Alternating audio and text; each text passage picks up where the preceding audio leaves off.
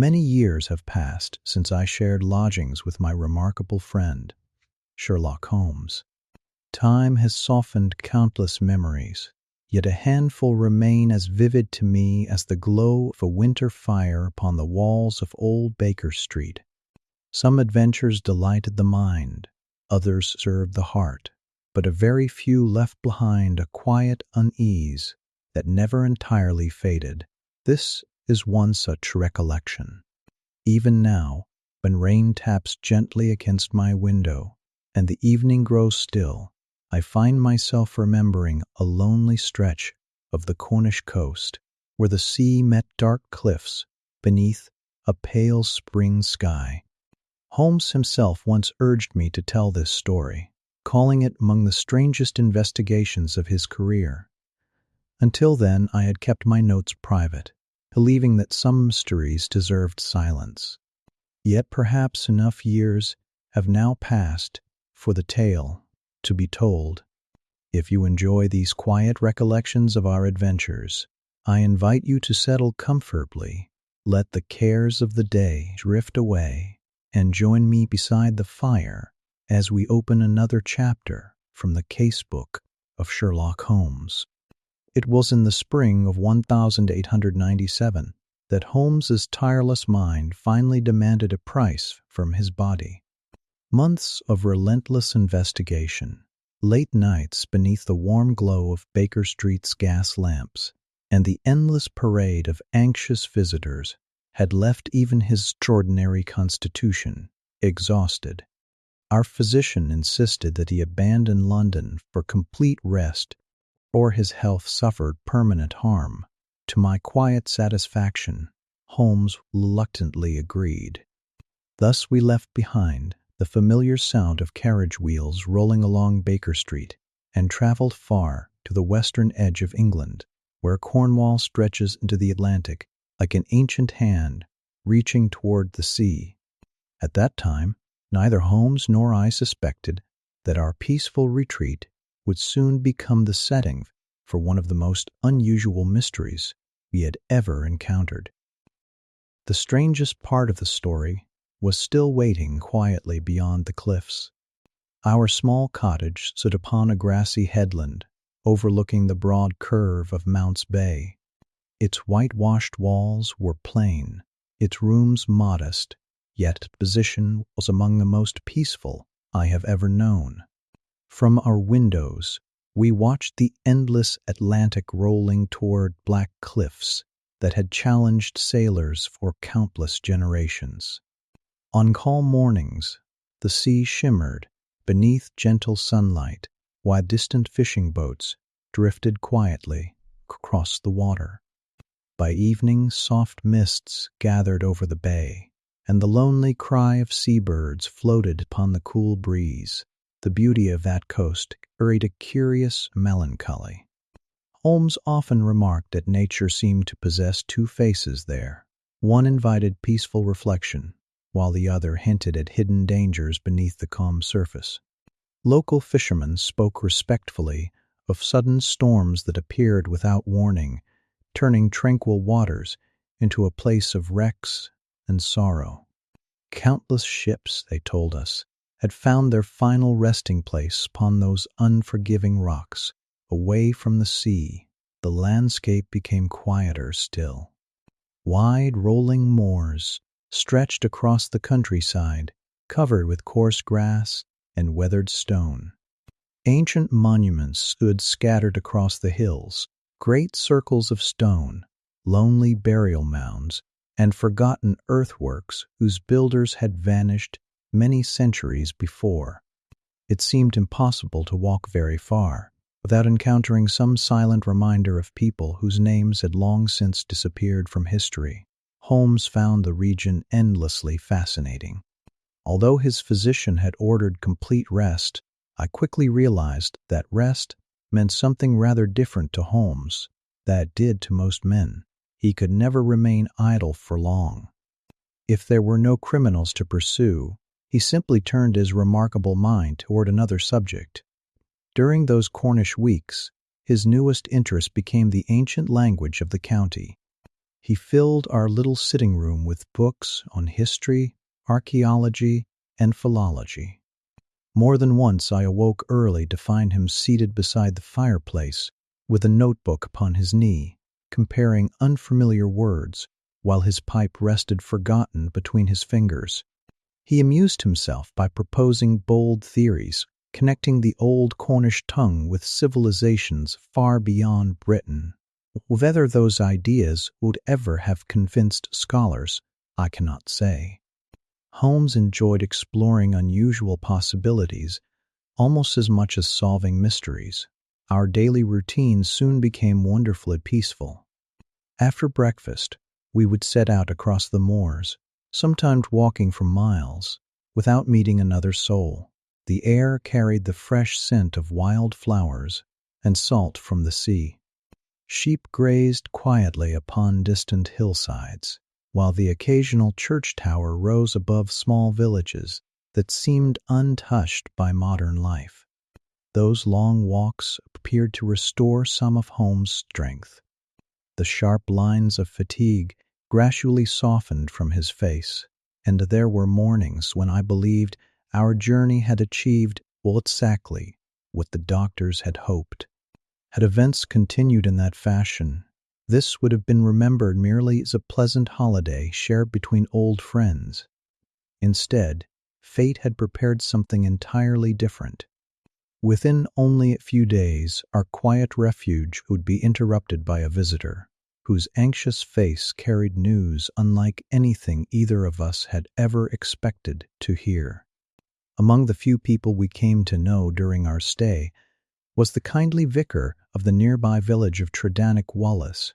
His name was Roundhay, a cheerful bachelor whose love of local history matched Holmes's growing interest in the ancient past of Cornwall. More than once we accepted his invitation to tea at the old vicarage, where the fire burned warmly and conversation drifted easily from forgotten kingdoms to weathered stone circles scattered across the moors. The vicar possessed an endless supply of stories. Every ruined chapel, every lonely hill, and every weather-beaten monument seemed connected to some local legend that he delighted in sharing. Holmes listened with quiet attention, though I could never tell whether he sought historical truth or simply enjoyed observing the character of the man himself. The vicar was not alone in his large and somewhat rambling house. To help with expenses, he rented several rooms to a gentleman named Mortimer Tregennis. Our first impression, Tregennis was difficult to forget. He was a thin man with dark hair already touched by age and a pair of round spectacles that magnified his watchful eyes. His shoulders stooped slightly, giving him the appearance of carrying an invisible burden. Throughout our visit, he spoke very little, while the vicar chatted comfortably beside the fireplace. Tregennis often remained silent, his thoughts seemingly far removed from the pleasant conversation around him. There was nothing openly unfriendly in his manner. Indeed, he answered politely, however addressed, yet an air of sadness surrounded him. I remember noticing more than once that he seemed to listen without truly hearing, as though some private concern occupied his mind. Holmes, who rarely overlooked such details, observed him quietly, but offered no opinion as we walked back to our cottage that evening beneath the fading light. "Our host is a generous fellow," I remarked. "He is," Holmes replied. "And his lodger?" Holmes smiled faintly. "A man carrying more thoughts than words." That brief answer was all he chose to give. The following morning dawned cool and gray. A gentle mist drifted inland from the sea, softening the distant hills until they appeared almost dreamlike. Holmes and I had just finished breakfast and were preparing for another leisurely walk across the moors. My friend had settled comfortably with his pipe, while I poured the last of the tea. The quiet was suddenly broken by hurried footsteps outside. A firm knock echoed through the little cottage. Before either of us could respond, the door opened, and the familiar figure of Mr. Roundhay entered, his face pale with alarm. Close behind him came Mortimer Tregennis, whose expression was even more troubled than when we had first met. One glance at their faces was enough to tell me that our peaceful holiday had come to an abrupt end. Little did I realize that the dreadful news they carried would draw Sherlock Holmes into what he would later call one of the most extraordinary investigations of his entire career. The warmth of our little sitting room seemed to fade as soon as our visitors entered. The cheerful crackle of the fireplace was replaced by an uneasy silence. Roundhay removed his hat with trembling hands, while Mortimer Tregennis remained standing beside him, pale and rigid, his eyes fixed upon Holmes, as though only he could make sense of the dreadful events that had unfolded. Holmes quietly set aside his pipe and motioned for them to take their seats. "My dear gentlemen," he said in his calm manner, "you appear to have come upon a matter of great importance." "It is beyond anything I have ever witnessed," replied the vicar, struggling to steady his voice. "Mr. Holmes, we scarcely know how to describe it." Holmes nodded toward Mortimer Tregennis. "Perhaps the gentleman who discovered the tragedy should begin." Mortimer swallowed before speaking. "Last evening," he said slowly, "I spent several pleasant hours with my two brothers, George and Owen, and my sister Brenda at their home, Tredannick Wartha.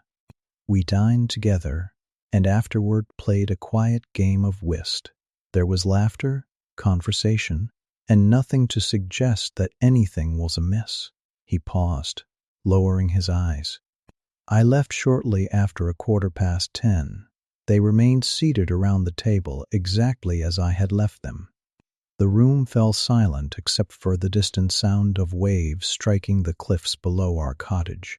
This morning," he continued, "I rose early for my usual walk before breakfast. On the road, I met Richards driving toward my brother's house. He had been summoned urgently by our housekeeper. Fearing that something was wrong, I climbed into his carriage. His voice became noticeably quieter.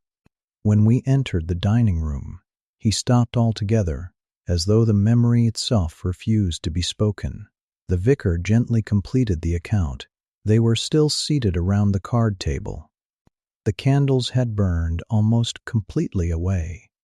Miss Brenda Tregennis was dead in her chair. Neither Holmes nor I interrupted. The two brothers, the vicar continued, were alive, but their reason had entirely deserted them. They laughed without cause, sang broken fragments of songs, and stared about the room with expressions I hope never to witness again. Mortimer closed his eyes. "There was something else," he whispered. "Their faces." He drew a slow breath. "I cannot describe the terror upon them. Even my poor sister, though life had already left her, still wore an expression of such dreadful fear that I could scarcely bear to look upon her." For several moments, no one spoke. Even Holmes remained perfectly still, his fingers lightly pressed together beneath his chin. At last, he asked quietly, "Nothing had been stolen? Nothing? No signs of violence? None? No stranger seen entering or leaving the house?" "Not a soul." Holmes leaned back in his chair, his eyes half closed. "A most singular affair," he murmured. Then he rose without another word and reached calmly for his coat. "I believe," he said, "we should pay a visit to Tredannick Wartha without delay." Within only a few minutes we were making our way across the quiet Cornish countryside. The narrow lane wound gently between old stone hedges covered with moss, while a cool breeze carried the fresh scent of the sea across the rolling fields. Under different circumstances, it would have been a pleasant morning's walk, yet the gravity of our companion's expressions prevented even the smallest conversation. Holmes walked beside Mortimer Tregennis with his hands folded behind his back. His pace was unhurried, but I had long since learned that his quiet manner often concealed the most active thought. He preferred to gather facts before allowing himself even the smallest theory. After some distance, he finally spoke. "Mr.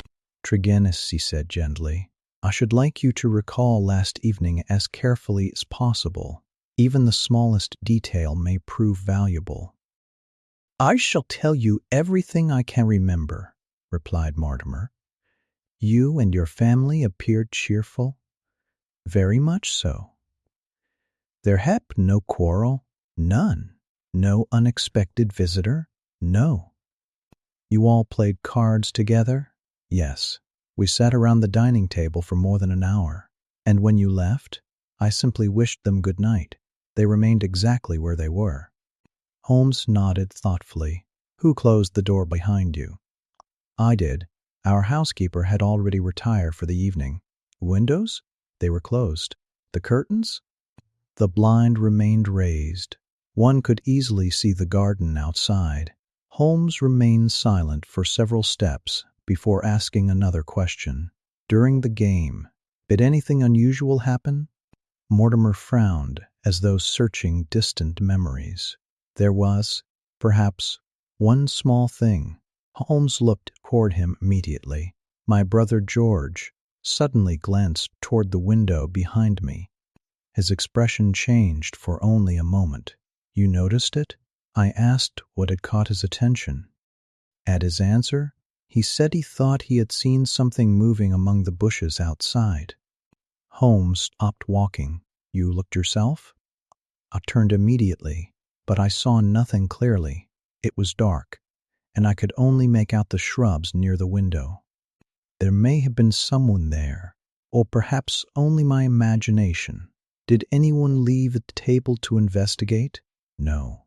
We laughed about it and continued our game. Holmes resumed walking, his face unreadable. "A curious detail," he murmured. After another minute, he asked quietly, "You mentioned that your family once had a disagreement." Mortimer hesitated. "It concerned money after the sale of our family's mine. We divided the proceeds, and there were unpleasant feelings for a time. But that was long ago. We had become friends again." "You are certain?" "I believed so." Holmes offered no comment. The lane gradually climbed toward higher ground, and beyond a line of wind-shaped trees, I caught sight of a handsome country house, surrounded by a well-kept garden, bright with early spring flowers. "There," said Mortimer softly, "Tredannick Wartha." As we approached the silent house, I felt an uneasy chill, despite the mild morning air. At that moment, I could not help wondering what terrible sight still awaited us behind those quiet walls. The house stood peacefully beneath the pale morning sky, its stone walls warmed by the first hints of spring sunshine. Flower beds bordered the winding path, and climbing ivy embraced part of the front wall. Nothing in its appearance suggested that such dreadful events had taken place only a few hours before. Yet the silence was unsettling. There were no cheerful voices, no servant moving about the garden, no sign of ordinary life. It seemed as though the house itself had withdrawn into quiet sorrow. Holmes paused before entering. Instead of going directly to the front door, he slowly walked toward the dining room window that faced the garden. "This is where they were seated?" he asked. "Yes," Mortimer replied. Holmes examined the flower border beneath the window with great care. He bent occasionally, studying the damp soil, then looked toward the shrubs that bordered the lawn. "The window remained closed throughout the evening, so far as I know, but the blind was raised." "Yes." Holmes measured the distance from the window to the bushes with his eyes. "If someone had stood there," he murmured, almost to himself, "he would have needed to come quite close to be seen." He remained thoughtful for another moment before quietly following us inside. The elderly housekeeper, Mrs. Porter, greeted us with eyes red from weeping She looked exhausted, as though the terrible morning had aged her by many years. "I cannot remain here another night," she said softly. "I will leave from my daughter's home this afternoon." Holmes spoke with his usual kindness. "Please tell us exactly what happened." Porter steadied herself before answering. "I retired before 11, sir. Everyone was in good spirits. I heard no quarrel, no cry, nothing at all during the night. And this morning? I rose early to prepare breakfast." Her voice trembled. "When I entered the dining room," she stopped for a moment, unable to continue. Holmes waited patiently. "They were still sitting around the table," she whispered. "The candles had burned almost to nothing. Miss Brenda," her eyes filled with tears, "she was gone. And the gentlemen, they were laughing." She shuddered. "Not with happiness, sir. It was dreadful. They laughed and sang, without sense, staring into empty space, as though something terrible still stood before them." She covered her face briefly with one hand. "I screamed and fainted. I recovered. I threw open the window for fresh air and sent a farm boy to fetch Dr. Richards."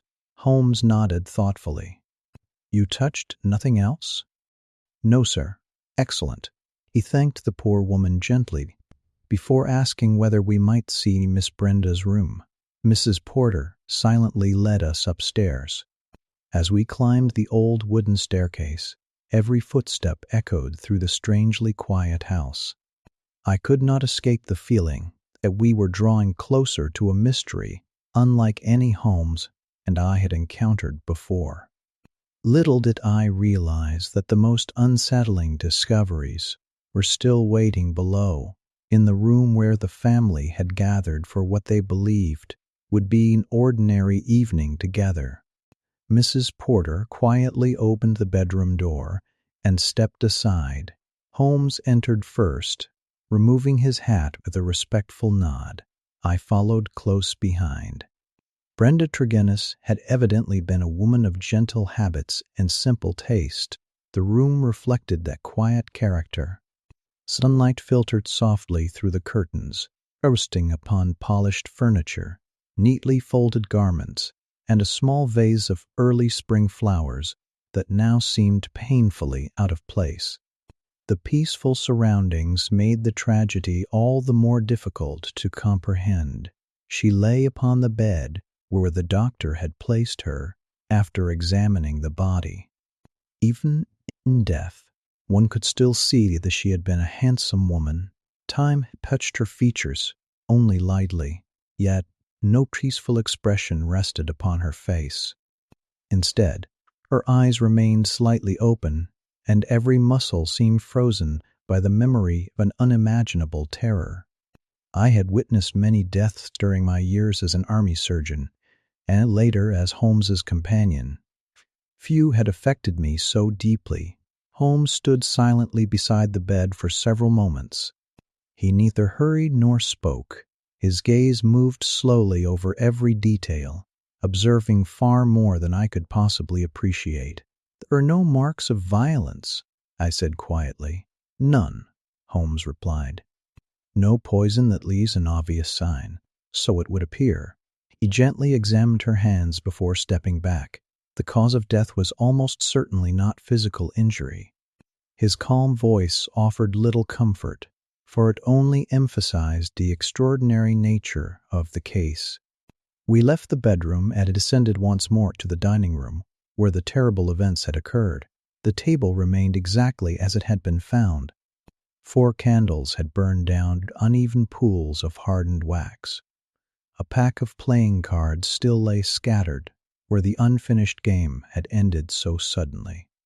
Chairs stood pushed slightly back, as though their occupants had risen only in spirit, while their bodies remained behind. The fireplace contained nothing more than a bed of gray ashes, the last remains of the evening fire. Holmes moved quietly around the room, saying almost nothing. He sat briefly in each chair, carefully studying what each person would have seen. He looked through the dining room window toward the garden from several different angles.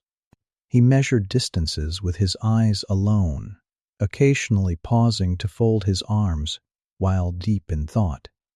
At one point, he crouched beside the fireplace, examining the ashes with careful attention before slowly rising again.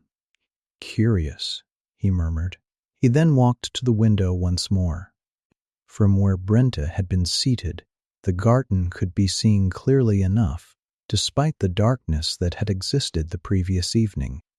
Holmes remained there for some time, gazing toward the bushes that Mortimer had mentioned during our walk. I searched the room myself, hoping to notice some overlooked clue, yet nothing appeared unusual. No signs of forced entry, no broken furniture, no struggle, no stolen valuables. Only an ordinary room that somehow held the memory of extraordinary fear. Watching Holmes' thoughtful expression, I realized that he, too, had found no simple answer. For perhaps the first time since arriving in Cornwall, even Sherlock Holmes seemed to be standing before a mystery wrapped in complete darkness. For nearly 20 minutes, Holmes continued his careful examination of the dining room. He moved with quiet patience, never allowing himself to be hurried by the silence that surrounded us. Those unfamiliar with his methods often imagine that he searched only for obvious clues, but I knew better. Holmes studied the smallest details because he understood that truth often concealed itself within ordinary things. At last, he paused before the fireplace. "You mentioned that the evening was rather cold," he said, turning to Mortimer Tregennis. "Yes," Mortimer answered. "After supper, my brother George thought it would be more comfortable if we lit the fire."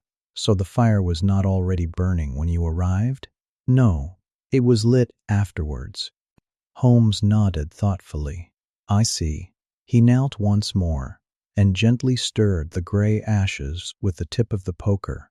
They appeared entirely ordinary to my untrained eye.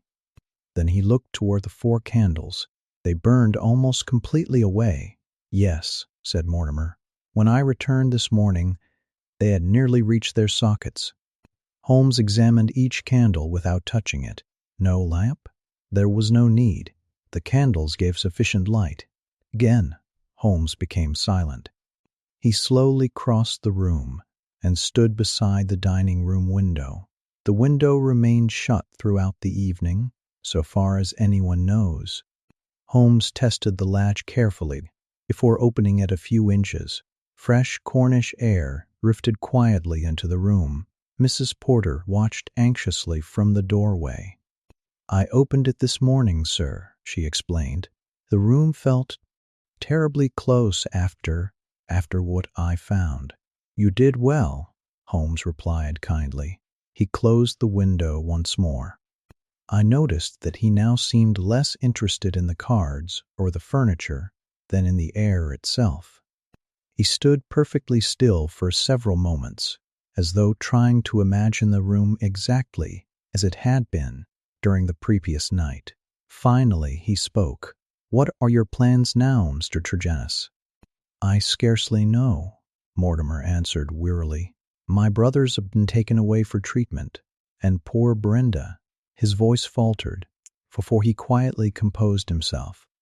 "Everything has changed." Holmes offered a sympathetic nod. "I understand." There was another long silence. At last Holmes reached for his hat. "I believe we have seen all that can presently be learned here." I confess his words surprised me. "You have reached a conclusion already?" I asked, as I stepped outside into the cool morning air. "Not at all, Watson." His faint smile returned.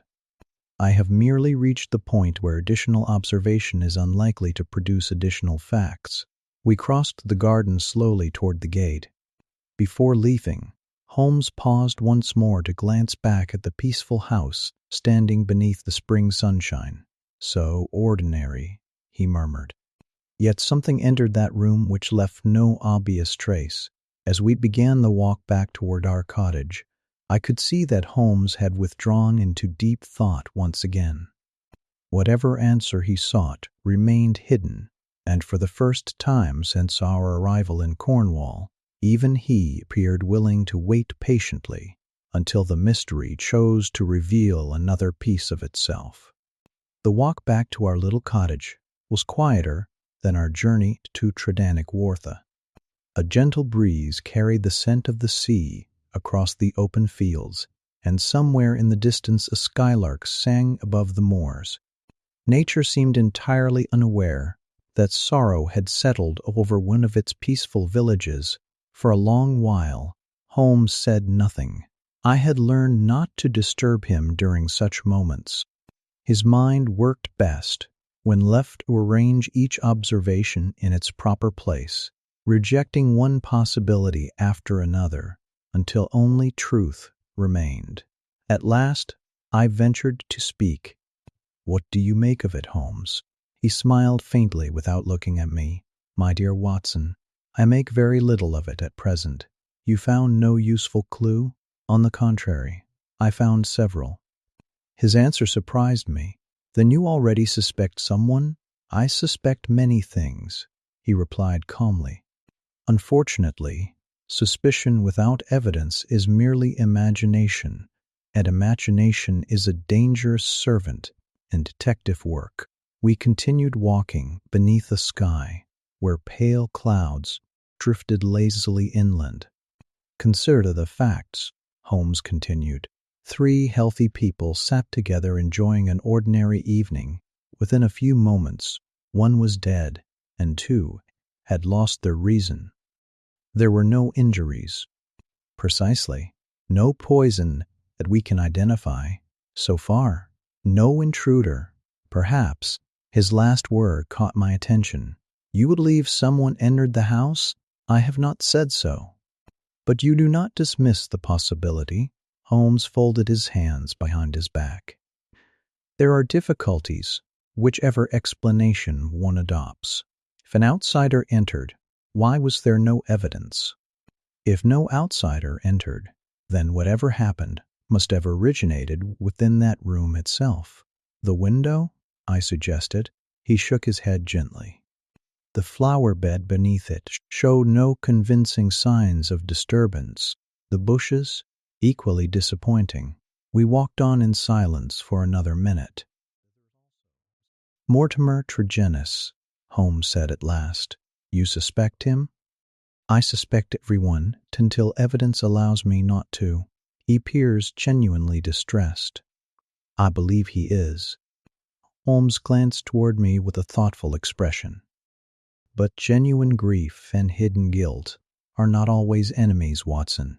Human nature has a remarkable talent for containing both." His words lingered in my mind.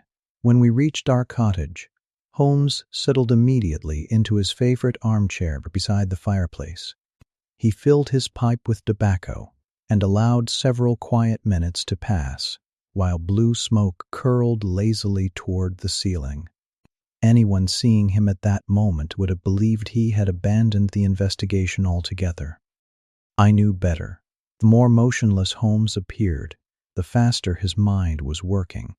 Suddenly, he leaned forward. "It will not do," he said with a gentle laugh. "What will not?" "Trying to solve a puzzle before all the pieces have been placed upon the table." He stood and reached for his walking stick. "Come, Watson. The sunshine is too pleasant to waste indoors. We shall walk along the cliffs and occupy ourselves with ancient history." I laughed in surprise. Ancient history? Indeed, we may discover a prehistoric arrowhead long before we discover the answer to our present mystery. As we stepped once more into the fresh Cornish air, neither of us could have guessed that the next clue would arrive far sooner than Holmes expected, and that it would deepen the mystery beyond anything we had yet imagined. The cliffs west of our cottage had become a favorite destination during our stay in Cornwall. A narrow footpath followed the rugged coastline, winding above the restless Atlantic, where white waves broke gently against dark rocks far below. Though the sea possessed immense power, there was something deeply calming about its endless rhythm, and Holmes often remarked that few places were better suited for quiet thought. As we walked, he seemed content to leave the mystery untouched for a while. Instead, he spoke of the ancient people who had once lived upon those lonely moors. "You see that circle of weathered stones upon the hillside, Watson?" he asked. "I do. It was standing there centuries before London became the city we know today. Entire civilizations have risen and disappeared, while those stones remained exactly where they are." His voice carried the gentle curiosity that appeared whenever his mind wandered beyond criminal investigation. "I sometimes wonder," he continued, "how many forgotten languages have vanished without leaving more than a handful of words behind." "You have not abandoned your studies after all?" he smiled. "Hardly. A detective should never stop learning. One never knows which branch of knowledge may prove useful tomorrow." We paused upon a grassy rise overlooking the sea. Far below, the tide rolled steadily against the cliffs, sending up soft clouds of spray that glittered in the afternoon sunlight. A pair of gulls circled lazily overhead, their distant cries blending with the sound of the waves. For several peaceful minutes, neither of us spoke. At last, Holmes broke the silence. "Now, Watson, let us arrange the facts in proper order." I knew from experience that this was often the first step toward one of his remarkable deductions. "We have," he said, counting upon his fingers, "3 victims sitting quietly at a card table. Yes. No visible injuries. Correct. No theft. None. No evidence that anyone entered the house. So it would seem. And yet," Holmes continued, "something occurred almost immediately after Mortimer Tregennis left. I considered the matter carefully. Because the cards remained upon the table." "Exactly. If the family had continued playing for another hour, they would likely have finished the game or gone to bed." Holmes nodded approvingly. "Very good, Watson." He continued walking slowly.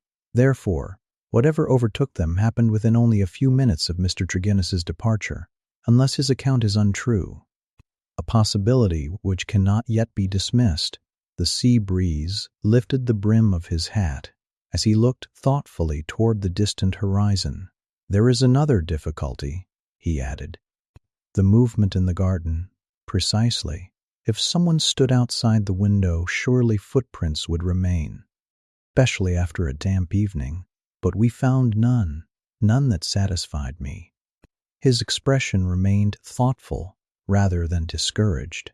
"Cases of this sort," he said quietly, "are dangerous because they tempt us toward impossible explanations. The moment we accept anything supernatural, our investigation ends." "You believe there must be a natural cause?" "I do. And you will find it." Holmes laughed softly. "I hope so, my dear Watson. The truth is rarely eager to introduce itself." The afternoon sun drifted lower as we turned back toward our cottage, enjoying what seemed to be another peaceful day beside the Cornish sea.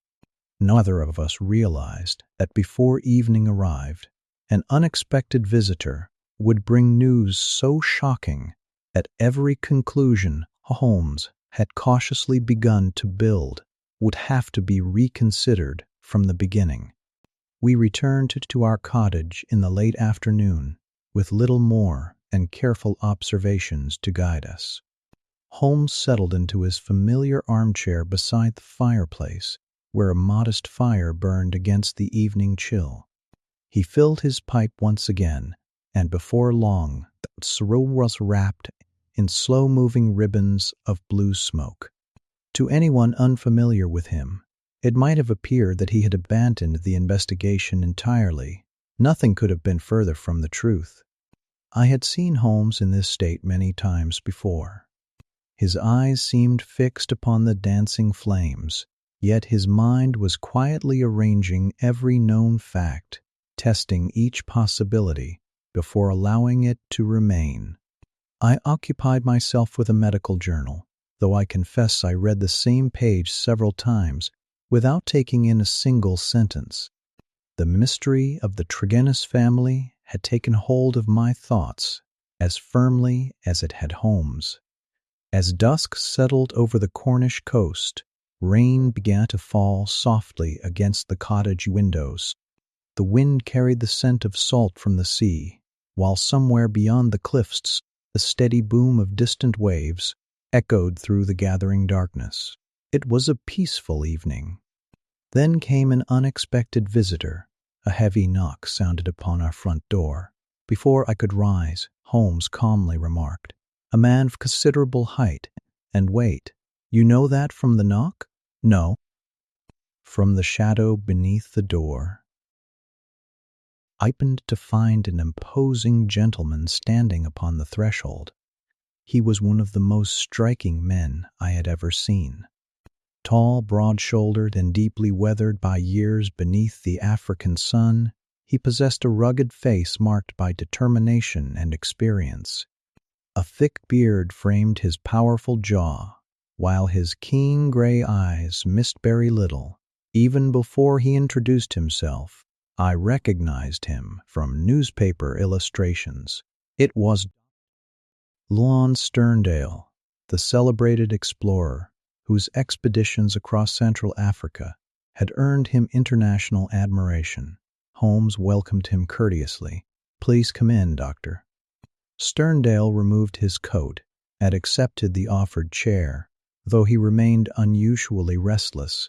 "I hope I do not intrude," he began. "I learned that you were investigating the dreadful affair involving the Tregennis family." Holmes inclined his head. "We have taken an interest in it." "I knew the family well," Sterndale continued. "Indeed, through my mother's side, we were distantly related. Their misfortune has affected me greatly." His voice carried genuine feeling. "I was already on my journey back to Africa when news reached me. I turned around immediately." Holmes watched him closely. "You abandoned your voyage?" "I did. That was no small inconvenience." Sterndale shrugged quietly. "Some matters are more important than travel." For a few moments the two men regarded one another in silence. Then the explorer leaned forward. "Tell me honestly, Mr. Holmes, have your investigations led you toward any particular suspect?" Holmes smiled politely, though I noticed he gave away nothing.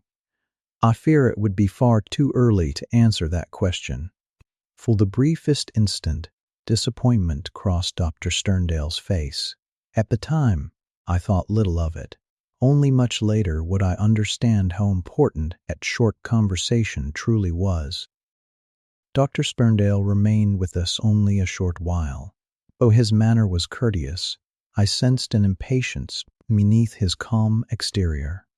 His powerful hands rested upon the head of his walking stick, tightening almost imperceptibly whenever Holmes spoke of the investigation. "I had hoped," he said at last, "that your remarkable powers might already have uncovered something the local authorities have overlooked." Holmes folded his hands comfortably. "I have gathered observations, Doctor, but observations are not the same as conclusions." Sterndale gave a slow nod. "A wise distinction." "The county police," Holmes continued, "have only just begun their inquiries. It would be unwise of me to interfere before the facts are complete." The explorer studied him carefully. "You truly have no theory?" "I possess several." "And which do you favor?" Holmes smiled in that familiar way, which revealed nothing. "I have learned never to grow attached to a theory until the evidence insists upon it." For the first time, Sterndale appeared slightly frustrated. "I see." A quiet silence settled over the room. Outside, the rain had almost ceased, leaving only the gentle sound of water dripping from the cottage roof. The fire crackled softly between us, casting warm light across the books that Holmes had gathered during our stay in Cornwall. At length the explorer rose. "I shall not take more of your evening." Holmes stood with him. "You leave for Africa soon?" "So I had intended. But you have postponed your departure. I could hardly sail away while friends of mine have suffered such a dreadful fate." There was genuine feeling in his voice, and I found his explanation entirely reasonable. Holmes accompanied him to the door. "It has been a pleasure meeting you, Dr. Sterndale. And you, Mr. Holmes." The tall figure disappeared into the misty evening. Holmes remained standing at the doorway for several moments, watching the explorer walk down the narrow path until he vanished beyond the hedge. When he finally returned inside, he resumed his chair without speaking. "You find him interesting," I observed. "Very. You believe he has some connection with the case?" Holmes reached thoughtfully for his pipe. "I believe, Watson, that no person who interrupts a journey halfway across the world should ever be dismissed as unimportant. You think his return was unusual? It may be perfectly innocent, but I prefer to verify such matters rather than assume them." He leaned toward the small writing desk and composed a brief telegram. "You intend to make inquiries?" "Only a simple one." He sealed the message. "If Dr.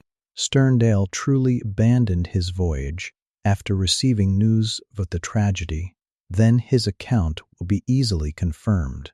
And if it is, then we gain one fact. And if it is not?" Holmes smiled faintly. "Then we gain an even more valuable one." I watched him hand the telegram to the village messenger, still uncertain why so small a detail interested him. At the time, it seemed little more than one thread among many. Little did I know that before another morning had passed, the mystery would take a far darker turn, forcing Holmes to reconsider every person connected with the tragic affair. The following morning dawned calm and unusually bright. Sunlight spilled across the cliffs beyond our cottage, and the sea glittered peacefully beneath a cloudless sky. It was difficult to imagine that only a short distance away, an entire village remained troubled by the strange events at Tredenick-Wartha. Holmes appeared in excellent spirits during breakfast. He spoke little of the investigation, choosing instead to discuss an ancient Cornish inscription he had discovered in one of his books the previous evening. His remarkable ability to separate his thoughts never failed to surprise me. One moment he would debate the history of forgotten civilizations, and the next he would return effortlessly to the most complex criminal inquiry. Our meal had scarcely ended when a telegram was delivered. Holmes opened it at once. His eyes moved quickly across the message before a faint smile appeared upon his face. "Exactly as expected," he said. "You have received your answer?" I asked. "I have. And Dr. Sterndale, he spoke the truth. He handed me the telegram." The hotel at Plymouth confirmed that the explorer had indeed arrived there intending to sail for Africa. Part of his luggage had already been placed aboard the ship before news of the tragedy reached him. Without hesitation, he had abandoned the voyage and returned immediately to Cornwall. "So he is cleared of suspicion?" I asked. Holmes gently folded the telegram and slipped it into his pocket. "Cleared? No." I looked at him in surprise. "But his story was entirely accurate." "Quite." "Then why does he still interest you?" Holmes smiled thoughtfully. "Because, my dear Watson, truth does not always remove suspicion. Sometimes it merely changes its shape." Before I could ask what he meant, the peaceful morning was shattered by the rapid clatter of approaching hooves. A horse and dog cart came racing along the narrow lane toward our cottage. The driver pulled sharply to a halt outside our gate. Even before the passenger climbed down, I recognized the familiar figure of the Reverend Mr. Roundhay. The poor clergyman hurried toward us with such urgency that he scarcely remembered to close the garden gate behind him. His face was pale. His hat sat crooked upon his head. He was breathing so heavily that for several moments he could not speak. Holmes was already on his feet. "Please sit down, Mr. Roundhay." The vicar shook his head. "There is no time." "What has happened?" He pressed one trembling hand against the table as he fought to steady his voice. "Our troubles are not over, Mr. Holmes." The words seemed to hang in the still morning air. Holmes's expression became instantly alert. "The same evil has struck again." The vicar swallowed with visible effort. "It is Mr. Mortimer Tregennis." I felt an unexpected chill. "What of him?" The clergyman lowered his voice almost to a whisper. "He was found dead early this morning." For a brief moment, even the birds outside seemed to fall silent. Holmes reached immediately for his coat. Without another question, I knew our quiet retreat in Cornwall had truly come to an end. Holmes required no further explanation. The moment Mr. Roundhay uttered those dreadful words, my friend reached for his coat and walking stick with a speed that belied the calmness of his expression. "We shall come with you immediately," he said. The vicar gave a grateful nod. "My dog-cart is waiting." Within moments, we were seated beside him, the horse carrying us swiftly along the narrow Cornish lanes. The fresh morning air rushed past us, carrying the scent of damp earth and wild flowers. Yet none of us paid the slightest attention to the peaceful countryside. The silence was broken only by the steady rhythm of the horse's hoofs. At last Holmes spoke. "When was Miss Tregennis discovered?" "Only a short time before I came for you." "Who found him?" "My servant. She took his breakfast upstairs as usual, but received no answer. She entered his sitting room and found him there." "Alive?" The vicar slowly shook his head. "No." Holmes folded his hands quietly. "And the circumstances?" The clergyman's face grew even paler. "They are almost identical to those at Tredannick Wartha." I felt a chill despite the mild morning. "The same expression? The very same? And no sign of violence?" "None." Holmes exchanged a brief glance with me. "Most remarkable," the vicar continued. "The servant says the room felt strangely close and oppressive. She became faint almost immediately after entering." Holmes's eyes brightened slightly. "Indeed." "She hurried to open the window before sending for me." Holmes asked no further questions. Instead, he leaned back against the seat, closing his eyes as though arranging the new facts within his mind. The journey lasted only a few minutes before the old vicarage came into view.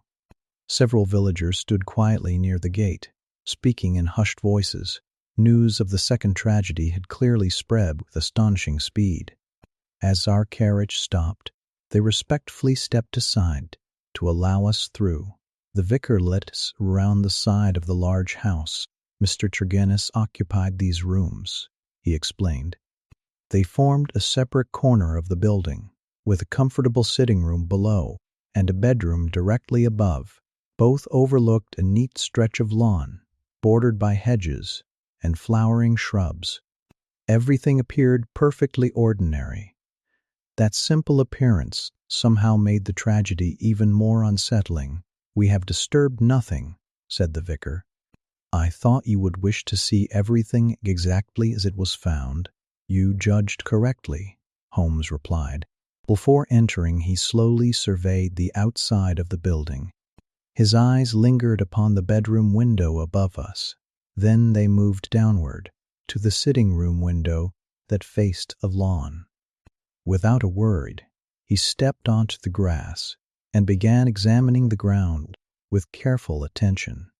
His movements reminded me of an experienced hound following a faint scent, almost invisible to everyone else. I watched quietly, knowing better than to interrupt. There was a new energy in Holmes now. The second death had not confused him. On the contrary, I sensed that somewhere within this fresh tragedy, he believed an important piece of the puzzle was finally beginning to reveal itself. Little did I know how closely he was now approaching the truth. Holmes remained upon the lawn for several minutes, studying the ground with extraordinary patience. He walked slowly beneath the sitting-room window, paused, then retraced his steps, as though following an invisible trail. Every few moments, he bent to examine the grass or the narrow flower border that edged the wall. To my untrained eyes, there appeared to be nothing unusual. The morning dew still rested upon the blades of grass, sparkling softly in the sunlight. No obvious footprints crossed the lawn, nor were the flower beds disturbed in any noticeable way. At last, Holmes knelt beside the wall, directly beneath the window. "Interesting," he murmured. I stepped closer. "What have you found?" He pointed, not to the grass itself, but to the broad stone windowsill. A few tiny grains of reddish gravel. I looked carefully. They were so small that I should never have noticed them. "They could have come from anywhere," I suggested. "Perhaps," Holmes replied quietly, "or perhaps they came from somewhere very specific." He rose without another word and examined the window frame. The latch stood open. "It was opened this morning by the servant," he asked the vicar. "Yes. She said the room felt unbearably close." Holmes nodded, but offered no opinion. Instead, he entered through the open window rather than using the door. I followed him into the sitting room. The atmosphere, though fresher now, still seemed strangely oppressive. A lamp stood upon the table, its glass chimney darkened by soot. It had burned until the oil was almost exhausted, despite the fact that daylight had already filled the room when death overtook its owner. Beside the table sat Mortimer Tregennis. His body remained exactly as it had been discovered. He leaned backward in his chair, his hands twisted tightly upon the arms, while his face bore the same dreadful expression of terror that I had seen upon his sister only the previous day. As a medical man, I had witnessed many kinds of death. Never had I encountered such an expression.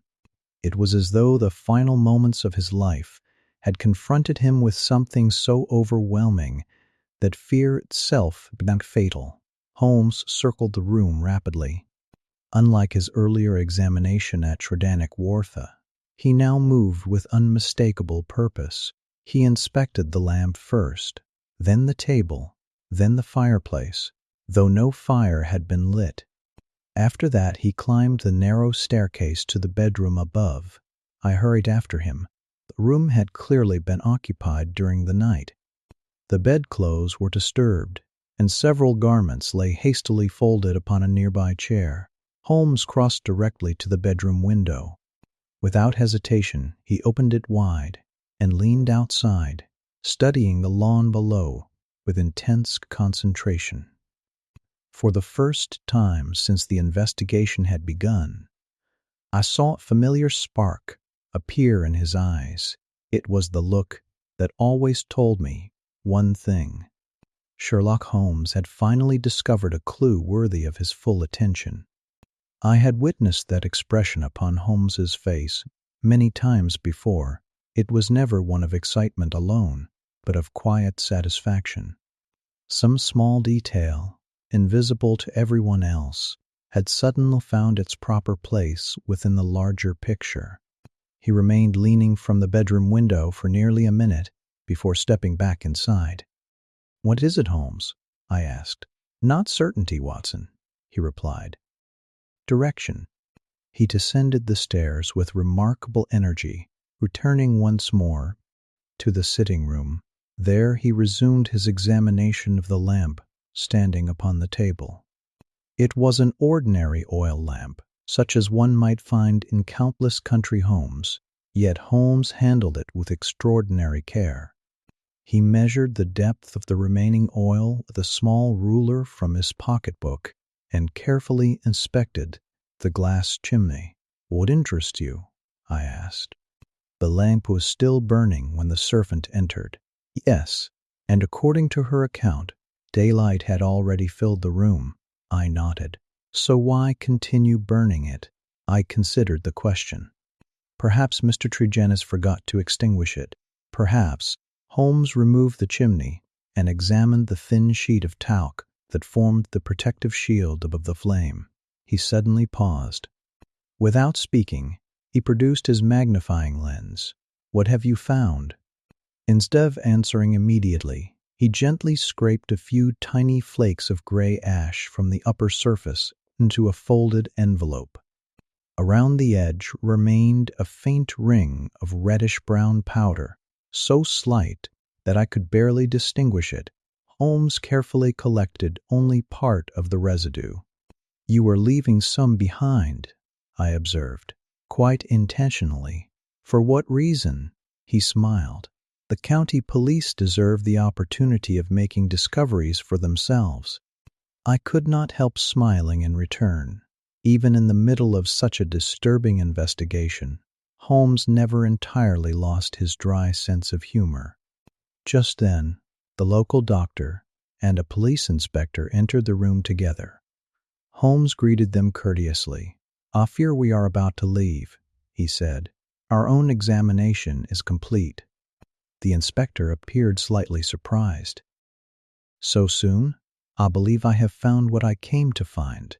He turned toward the vicar. "If you would be so kind, please draw the inspector's attention to two matters. The bedroom window," Holmes continued, "and this lamp." "The lamp?" repeated the inspector.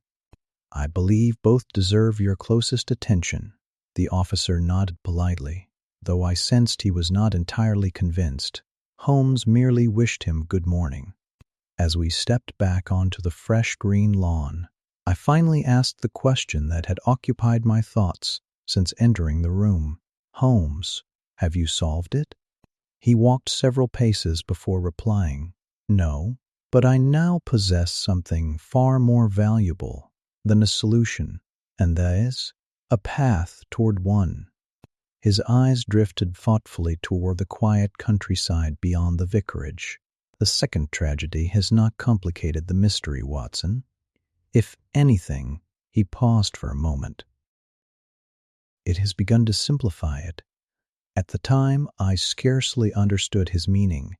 Only later would I realize that the smallest traces left upon an ordinary lamp were quietly leading Sherlock Holmes toward one of the most extraordinary explanations of his entire career."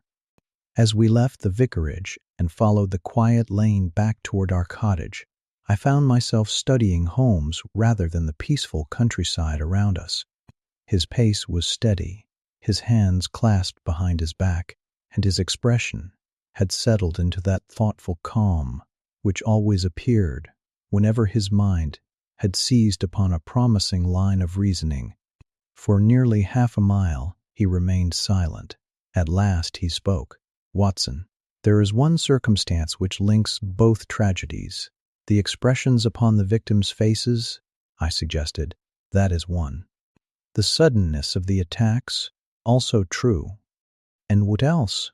Holmes glanced toward me with a faint smile. "The atmosphere." I looked at him in surprise. "The atmosphere? Did you notice it when we entered Mortimer Tregennis's room? It seemed unusually close." "Exactly." He continued walking as the morning breeze swept gently across the moor. "Recall what Miss Porter told us yesterday." I thought for a moment. "She fainted after entering her master's dining room." "Quite so." "And this morning, the vicar's servant also became faint." Holmes nodded approvingly. "Two separate rooms, two separate tragedies. Yet in both cases, the first person to enter afterward complained of the air itself." I considered this carefully. "But neither servant became seriously ill." "No, they recovered quickly." "Indeed." Holmes paused beside an ancient stone wall overlooking the sea. "That tells us something important." "What?" "Whatever produced these dreadful effects had already begun to disperse. His words stirred my medical curiosity. You believe some poisonous substance filled the room? I believe it deserves serious consideration. That won the forts, but there was no obvious poison. Not obvious. We resumed our walk. The fire was burning during the first tragedy, Holmes continued. Yes. And today? There was no fire. No. I frowned. Then the situations are different. Holmes raised one finger. Not entirely. He looked back toward the distant vicarage. In place of the fire, what remained burning? I answered almost immediately. The lamp. Precisely. His voice remained calm. In one room, combustion occurred in the fireplace. In the other, within the lamp, I stopped walking. You think the burning itself is significant? I think, Holmes replied, that it may be essential. The idea seemed extraordinary. You believe something was burned deliberately? It is only a working hypothesis, but it explains the oppressive atmosphere, and perhaps far more than that. The sea rolled steadily below us, while neither of us spoke for several moments. At last, Holmes broke the silence with a gentle smile. The danger in any investigation, Watson, lies in becoming too certain too soon. We must test every theory before allowing ourselves to trust it. I suppose that is why you collected those ashes. And the strange powder upon the lamp? His eyes brightened almost imperceptibly. That, my dear fellow, may prove to be one of the most important clues we have yet encountered. At that moment, however, neither of us could possibly imagine the remarkable experiment Holmes was already beginning to plan, one that would place both our lives in unexpected danger. When we reached our cottage, Holmes showed no desire for luncheon. Instead, he walked directly to the small sitting room, where the fireplace still held a gentle blaze against the cool Cornish air. He removed the envelope containing the tiny flakes of ash from his pocket and placed it carefully upon the table beside the oil lamp. For several minutes, he neither spoke nor moved. I had often witnessed these long intervals of quiet reflection. Holmes believed that facts should be allowed to settle naturally before one attempted to force them into a conclusion. More than one investigation had been solved simply because he possessed the patience to wait, while others hurried toward the wrong answer. At length, he broke the silence. There is still one question which troubles me, Watson. Only one? I reply with a smile. He returned it faintly, for the moment. What is it? If these dreadful deaths were caused by something released through fire or flame, what substance could possess such extraordinary properties? As a medical man, I admitted, I know of nothing capable of producing such effects, nor do I. He leaned back in his chair. That alone suggests we may be dealing with something extremely uncommon. Outside, the afternoon sun shone brightly across the cliffs, and the distant sound of waves drifted through the slightly open window. It was difficult to imagine a more peaceful setting, yet our thoughts remained fixed upon the terrible scenes we had witnessed. Holmes reached for his pipe, but hesitated before lighting it. Let us review the sequence once again. I nodded. At Tredannick-Wartha, he said, 4 people sat quietly playing cards. Yes. Moments after Mortimer Tregennis departed, one died while the other 2 lost their reason. The room contained a burning fire. Precisely, he continued. At the vicarage, Mortimer himself died alone. There was no fire. No, but there was a lamp burning long after sunrise. I considered the matter carefully. The 2 situations are strangely alike. They are more alike than they first appear. Holmes tapped gently upon the table. In each case, someone entered the room afterward and immediately noticed an oppressive atmosphere. The housekeeper yesterday and the servant today. He gave a thoughtful nod. Those reports are too similar to dismiss as coincidence. I watched him closely.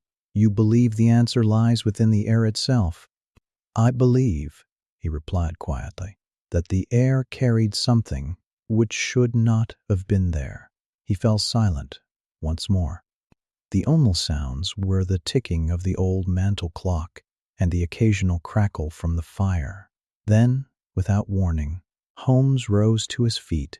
There is only one satisfactory course. What is that? We must determine that whether the substance collected from the lamp truly possesses the properties I suspect. You intend to have it analyzed? Holmes shook his head. No laboratory could provide an answer quickly enough. I looked at him with growing curiosity. Then how do you propose to test it? A faint, almost mischievous smile appeared upon his face. My dear Watson, he said, sometimes the investigator must become his own experiment. I stared at him in disbelief, unaware that before the day was over, we would willingly expose ourselves to one of the most terrifying experiences either of us had ever endured. I confess that Holmes' proposal filled me with immediate concern. You surely cannot mean to test the substance upon yourself, I said. He regarded me with the calm expression that had so often preceded one of his bold experiments.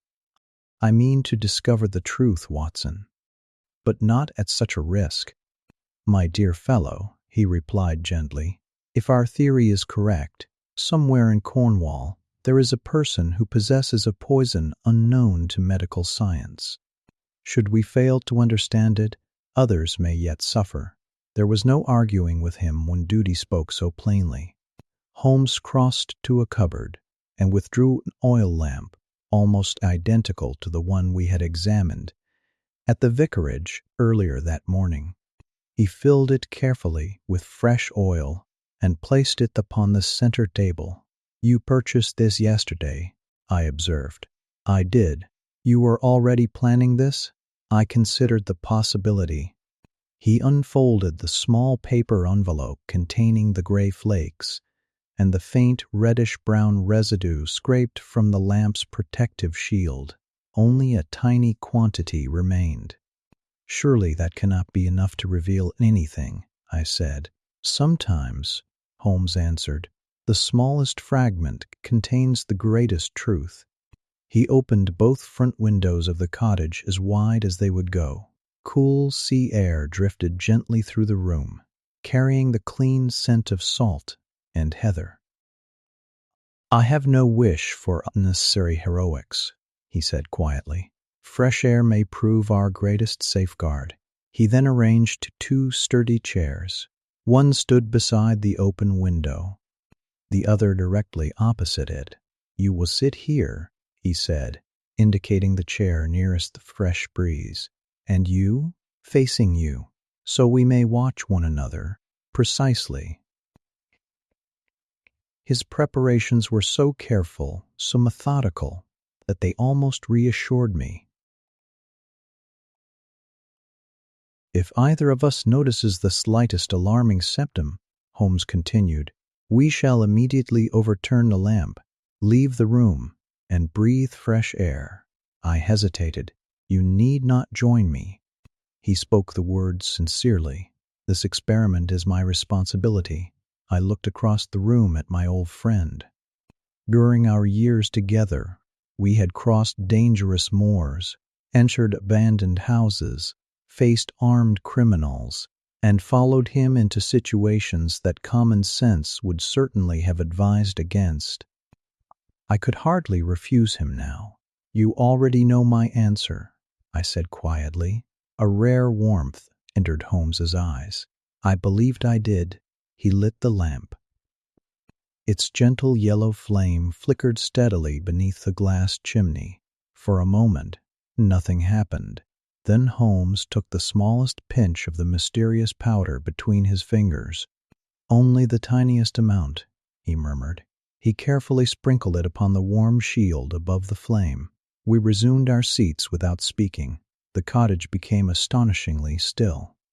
Outside, I could hear distant waves rolling against the cliffs and the faint cry of seabirds drifting across the afternoon sky. Inside, only the soft hiss of the burning lamp disturbed the silence. At first, there was nothing. Then a strange, unfamiliar odor slowly began to spread through the room. I noticed Holmes lift his head ever so slightly. He had detected it as well. Neither of us yet realized how quickly that faint scent would turn our quiet experiment into one of the most terrifying moments of our lives. The odor spread so gradually that for a brief moment I questioned whether I had imagined it. It was unlike anything I had encountered during my years in medicine. There was no sharpness to it, no harsh chemical sting. Instead, it possessed a heavy, musky sweetness that seemed strangely unpleasant despite its subtlety. Holmes remained perfectly still. "Do you notice it?" he asked quietly. "I do." He gave a slight nod. So far, exactly as expected, the words had scarcely left his lips when an unfamiliar sensation crept over me. At first it was little more than an uneasy feeling, impossible to describe. The peaceful room around us no longer seemed quite the same. The warm glow of the lamp appeared dimmer, while the familiar walls of our little cottage felt strangely distant. Then my heartbeat quickened, without reason, without warning. A cold weight settled somewhere deep within my chest. I looked across at Holmes. His face, usually so calm and composed, had become unnaturally pale. His eyes remained fixed upon me, but I could see that they were no longer studying the experiment alone. They were struggling against something unseen. The room seemed to grow darker, not because the lamp had dimmed, but because my own senses were changing. An overwhelming feeling of dread began to gather inside my mind. It was not fear of any particular danger. It was fear itself. Pure, overpowering, beyond reason. Every instinct within me suddenly whispered that something unspeakably terrible was about to appear. The corners of the room seemed to shift. The shadows beside the fireplace deepened until they appeared almost alive. I knew, even then, that these impressions could not possibly be real, yet knowledge offered no protection. The terror continued to grow. My breathing became shallow. My hands trembled uncontrollably. The quiet cottage, which only moments before had felt warm and welcoming, now seemed to imprison us. I tried to speak Holmes's name, but my voice emerged only as a rough whisper. Across the table I saw that my companion was suffering no less. His face had tightened into an expression I had never witnessed before. It was not pain. It was absolute horror.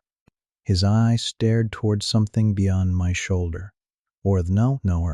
There was nothing there. For one dreadful instant, I felt certain that if I turned around, I too would see whatever invisible nightmare had seized his imagination. Every instinct urged me to look. Every instinct warned me not to.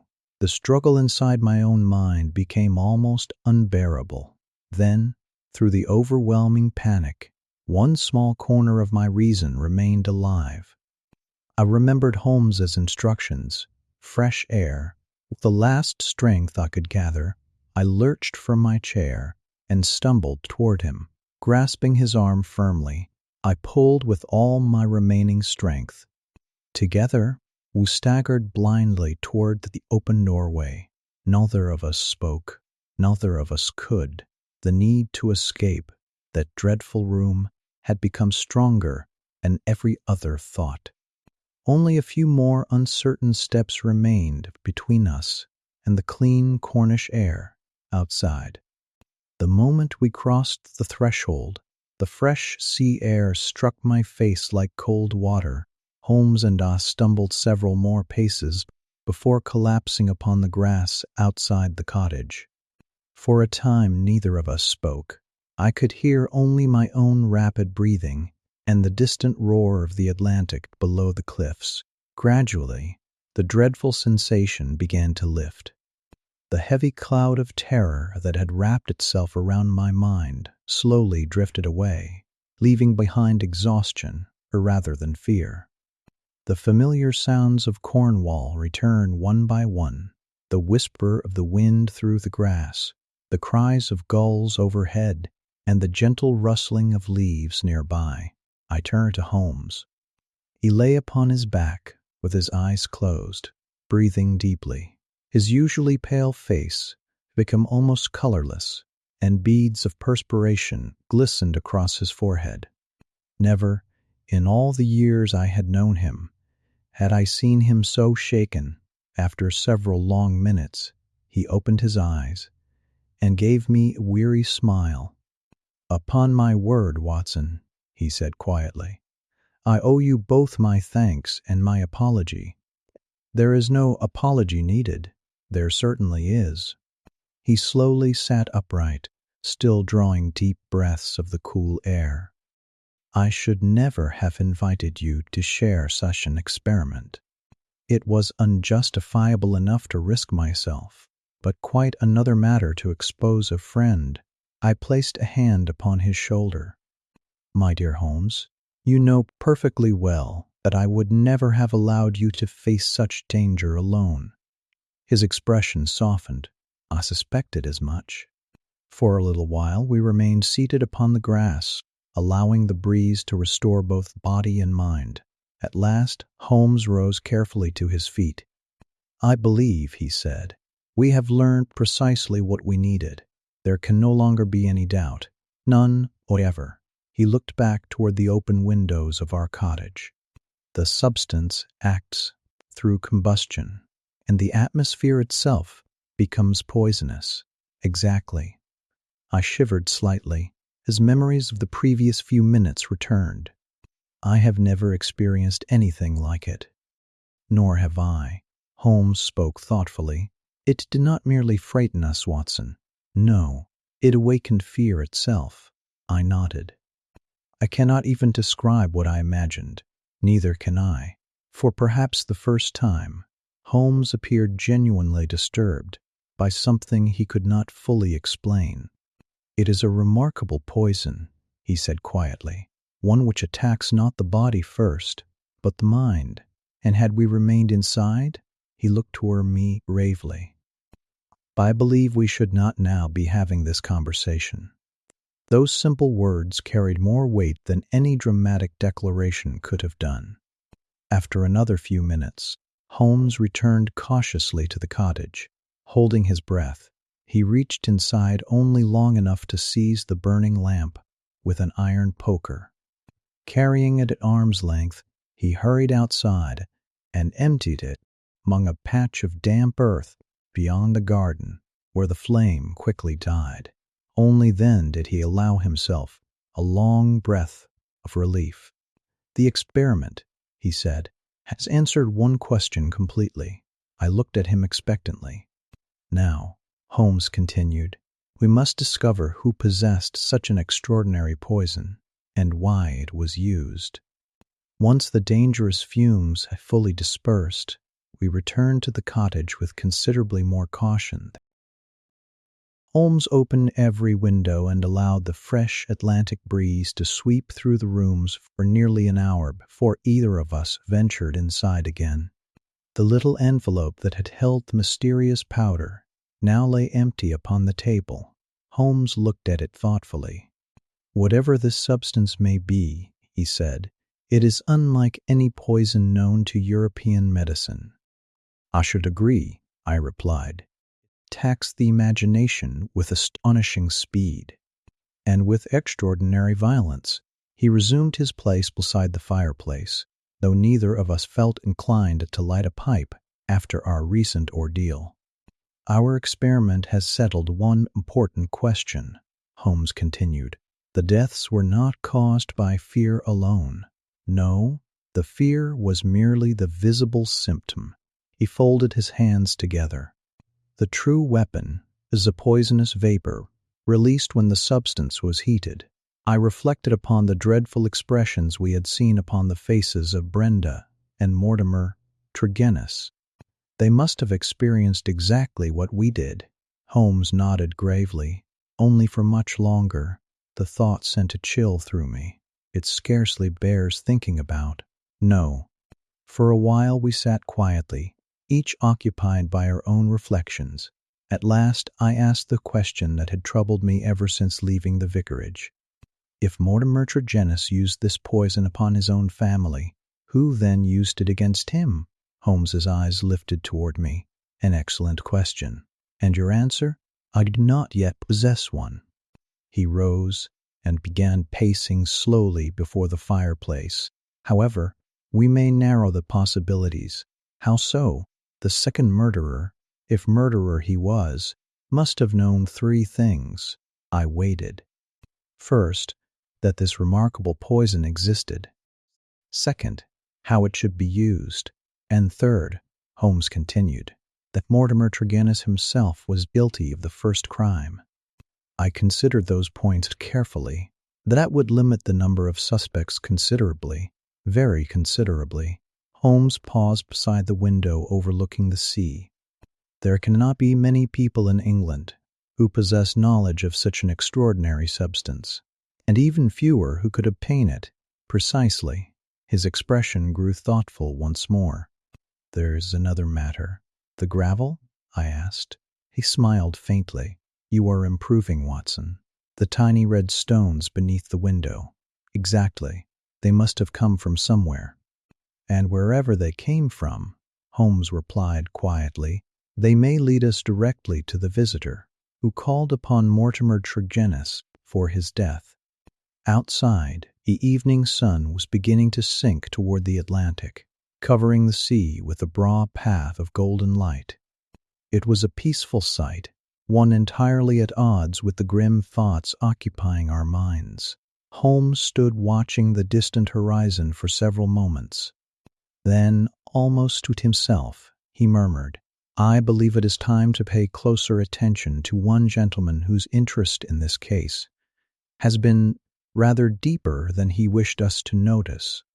At that moment, I still did not understand whom he meant, but Holmes had already fixed his thoughts upon Dr. Leon Sterndale, and the next stage of the investigation was quietly taking shape. The following morning broke clear and quiet. A light mist hovered over the distant fields, slowly lifting as the sun climbed above the Cornish hills. Holmes was already awake when I entered our sitting room. He stood by the open window with the cup of coffee in one hand, gazing thoughtfully toward the sea. You slept well? I asked. Reasonably, he replied, though my mind remained occupied with our unusual visitor. Dr. Sterndale, the very man. We took our breakfast in comfortable silence before Holmes unfolded a small map of the district upon the table. I have been considering the reddish gravel we found beneath Mortimer Tregennis's window. The few grains upon the sill? Yes, they could hardly have arrived there by accident. Holmes traced a finger across the map. That particular gravel is uncommon in this immediate neighborhood. Yesterday, while returning from the vicarage, I noticed a similar reddish heap beside the entrance to one property. I looked at him with growing interest. And whose property was that? Leon Sterndale's cottage. The answer surprised me. You believe the gravel connects him to the second death? I believe it connects someone to his cottage. Whether that person was Sterndale himself remains to be determined. Holmes carefully folded the map. A detective must never mistake a clue for a conclusion. His caution reminded me how often appearances had misled even experienced investigators. We also know, he continued, that Sterndale abandoned his voyage to Africa the instant he learned of Brenda Tregennis's death, which seems perfectly understandable. Indeed, he said that they were distant relatives. So he did. Holmes rested his elbows lightly upon the table. But relationships vary greatly in affection, Watson. A distant cousin may sometimes be mourned less than an old acquaintance, while another may be loved more deeply than a brother. You think his grief exceeded ordinary family affection? I observed that possibility. He did not say more. Instead, he reached for his walking stick. I intend to spend several hours walking, alone, for the present. You expect to find something? I expect only to observe. I had long ago accepted that Holmes often preferred solitary excursions when pursuing a delicate line of inquiry. Left to himself, he could follow faint impressions without the interruption of conversation. Before leaving, he paused at the doorway. If anyone calls while I am away, particularly Sterndale, I should be obliged if you would detain him as comfortably as possible. You expect him to visit? Holmes smiled. I never predict, Watson, but I prepare. With that, he stepped into the cool morning sunshine and disappeared along the narrow path leading toward the lonely moors. Watching him go, I found myself wondering whether the truth lay somewhere among the ancient hills of Cornwall or within the guarded heart of the famous explorer. At that time, I did not know that Holmes was already gathering the final pieces of evidence that would soon bring the extraordinary mystery of the Devil's Foot close to its remarkable conclusion. Holmes did not return until the afternoon was well advanced. I had spent several quiet hours reading beside the open window, listening to the steady murmur of the sea beyond the cliffs. From time to time I glanced along the path leading across the moor, but that there was no sign of my companion until I finally saw his familiar figure approaching with long, deliberate strides. His clothes carried traces of the dusty Cornish lanes, and his boots were marked with the reddish soil that seems so common in certain parts of the countryside. Though he appeared somewhat tired, I immediately noticed the quiet satisfaction in his expression. "You have not wasted your morning," I remarked. "No, Watson." He removed his hat and settled comfortably into his chair. "It has been a profitable walk." "You visited Dr. Sterndale's cottage?" "I did." "And met him?" Holmes shook his head. "No, he was absent." "You entered?" A faint smile crossed his face. "My dear fellow, I have not entirely abandoned good manners." I laughed softly. "Then what occupied your time?" "I examined the surroundings." He poured himself a cup of tea before continuing. "The reddish gravel beside his gate is identical to that which we observed beneath Mortimer Tregennis's window." "Identical?" "As nearly as one may judge by careful inspection." I considered the importance of the discovery. "That strengthens your suspicion." "It strengthens a possibility," Holmes corrected gently. "There is a difference." He leaned back thoughtfully. "While walking through the neighboring village, I also made several discreet inquiries about Dr. Sterndale, among others." "And what did you learn?" "That he has lived in remarkable solitude for many years." I had gathered as much. Yet solitude does not always mean isolation. Holmes stared quietly into the fading fire. "The villagers respected him greatly. They described him as generous, courageous, and inclined to avoid unnecessary company." "That hardly sounds like the portrait of a murderer." "No." His answer surprised me. "In truth," Holmes continued, "nothing I heard suggested a cruel or vindictive disposition." "Then why continue to suspect him?" "Because evidence and character do not always travel together." Outside, the afternoon light slowly softened into the warm colors of approaching evening. Long shadows stretched across the grass beyond our cottage, while the distant sea reflected bands of gold beneath the lowering sun. Holmes remained silent for several moments before speaking again. "There is one question that refuses to leave my mind." "What is it?" "Why did Dr. Sterndale return from Plymouth with such extraordinary haste to assist the family?" "So he said." and perhaps spoke the truth. Perhaps. Holmes folded his hands thoughtfully. But I have observed that men rarely abandon long-planned expeditions merely because distant relatives have suffered a tragedy. He looked toward me with quiet seriousness. Such sacrifices are more often made for someone dearly loved. The thought lingered between us. For the first time, I began to wonder whether there had been some hidden bond between the great explorer and the unfortunate Brenda Tregennis, a bond that no one in the quiet Cornish village had ever openly spoken about. At that moment, I sensed that Holmes was no longer searching only for a murderer. He was searching for a motive, born not of greed, but of the deepest human emotion. That evening, the air was unusually still. The wind, which had so often swept in from the Atlantic, had fallen almost completely silent. From our cottage window I watched the last light fade beyond Western Sea, while Holmes sat quietly beside the fireplace, with his violin resting across his knees. He did not play. Instead, he absently drew the bow across a single string from time to time, producing soft notes that seemed less like music than the echo of deep thought. I had learned never to interrupt him during such moments. After several minutes, he laid the instrument aside.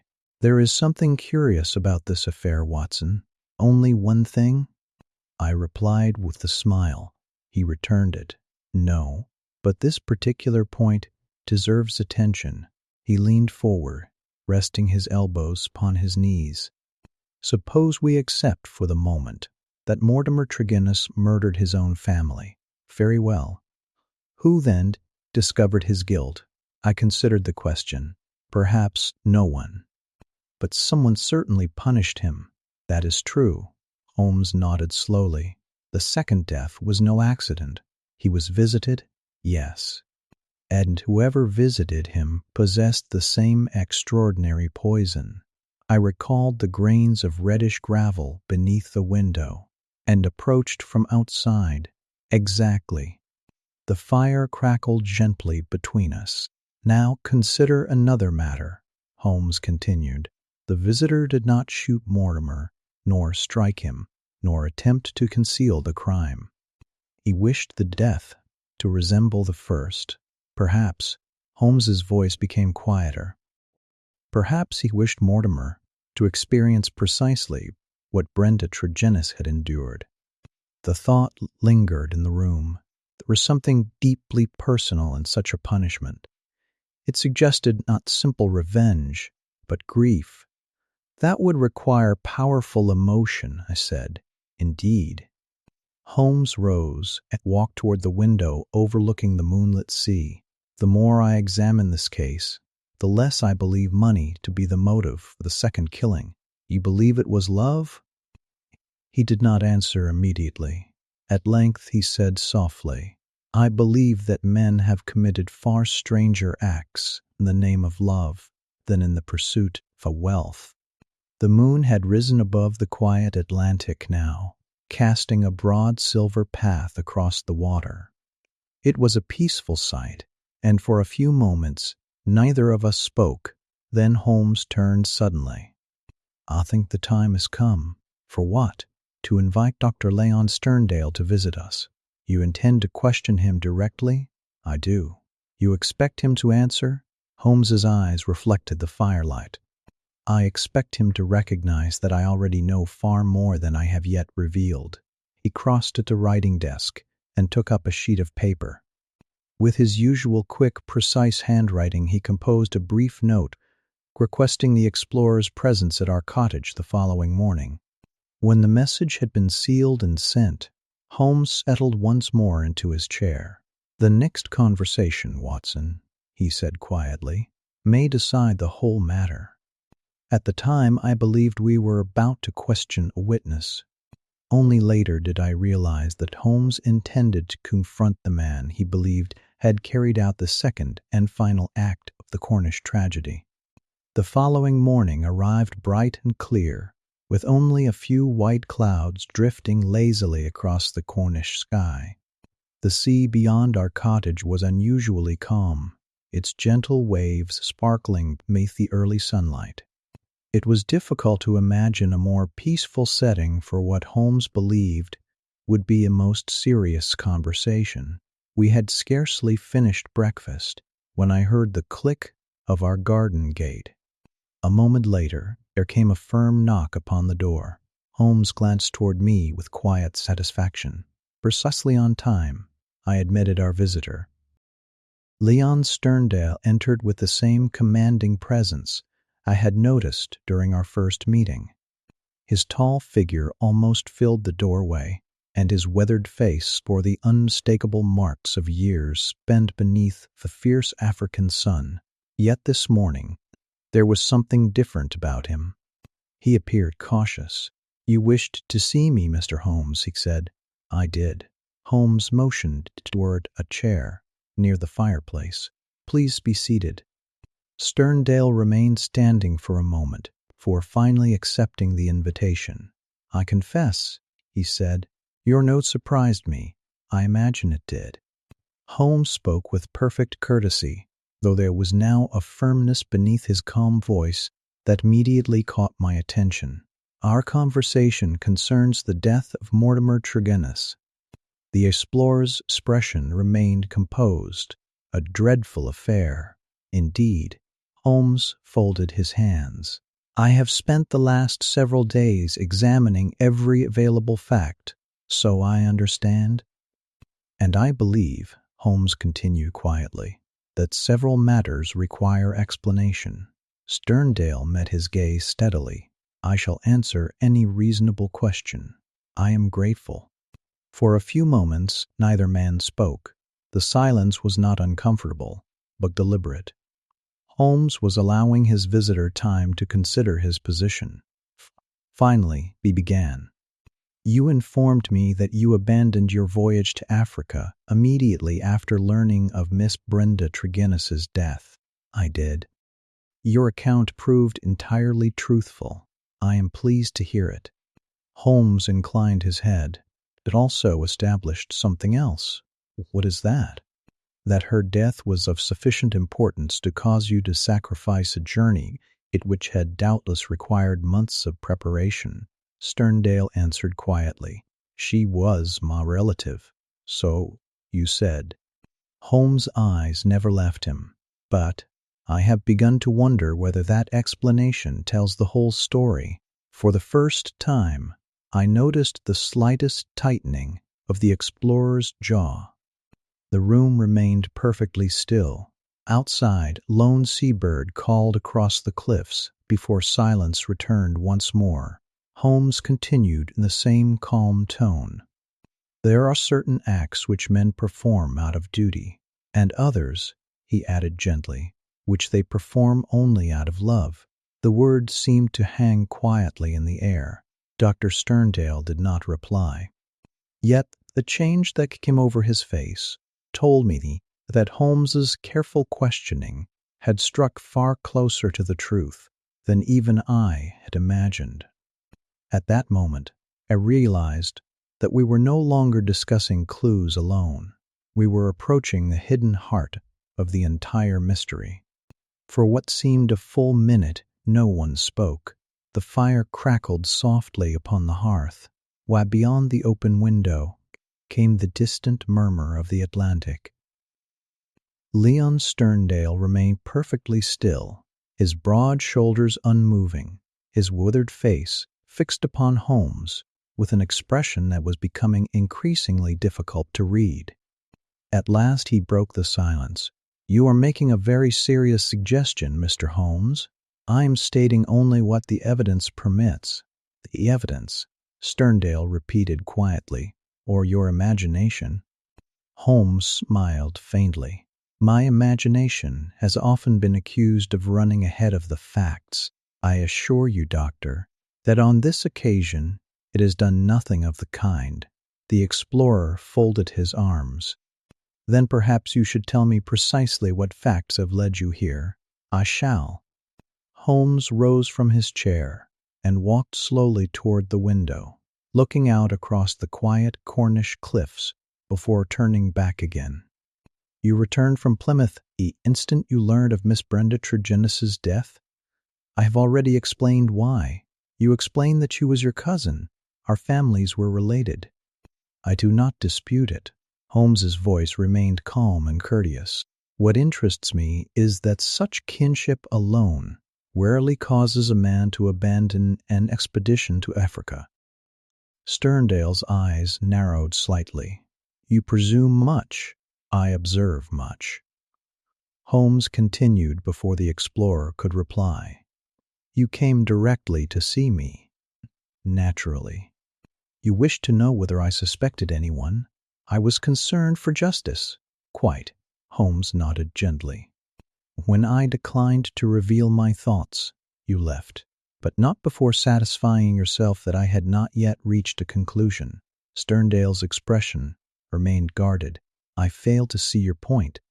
My point, Holmes replied, is that your interest exceeded ordinary curiosity.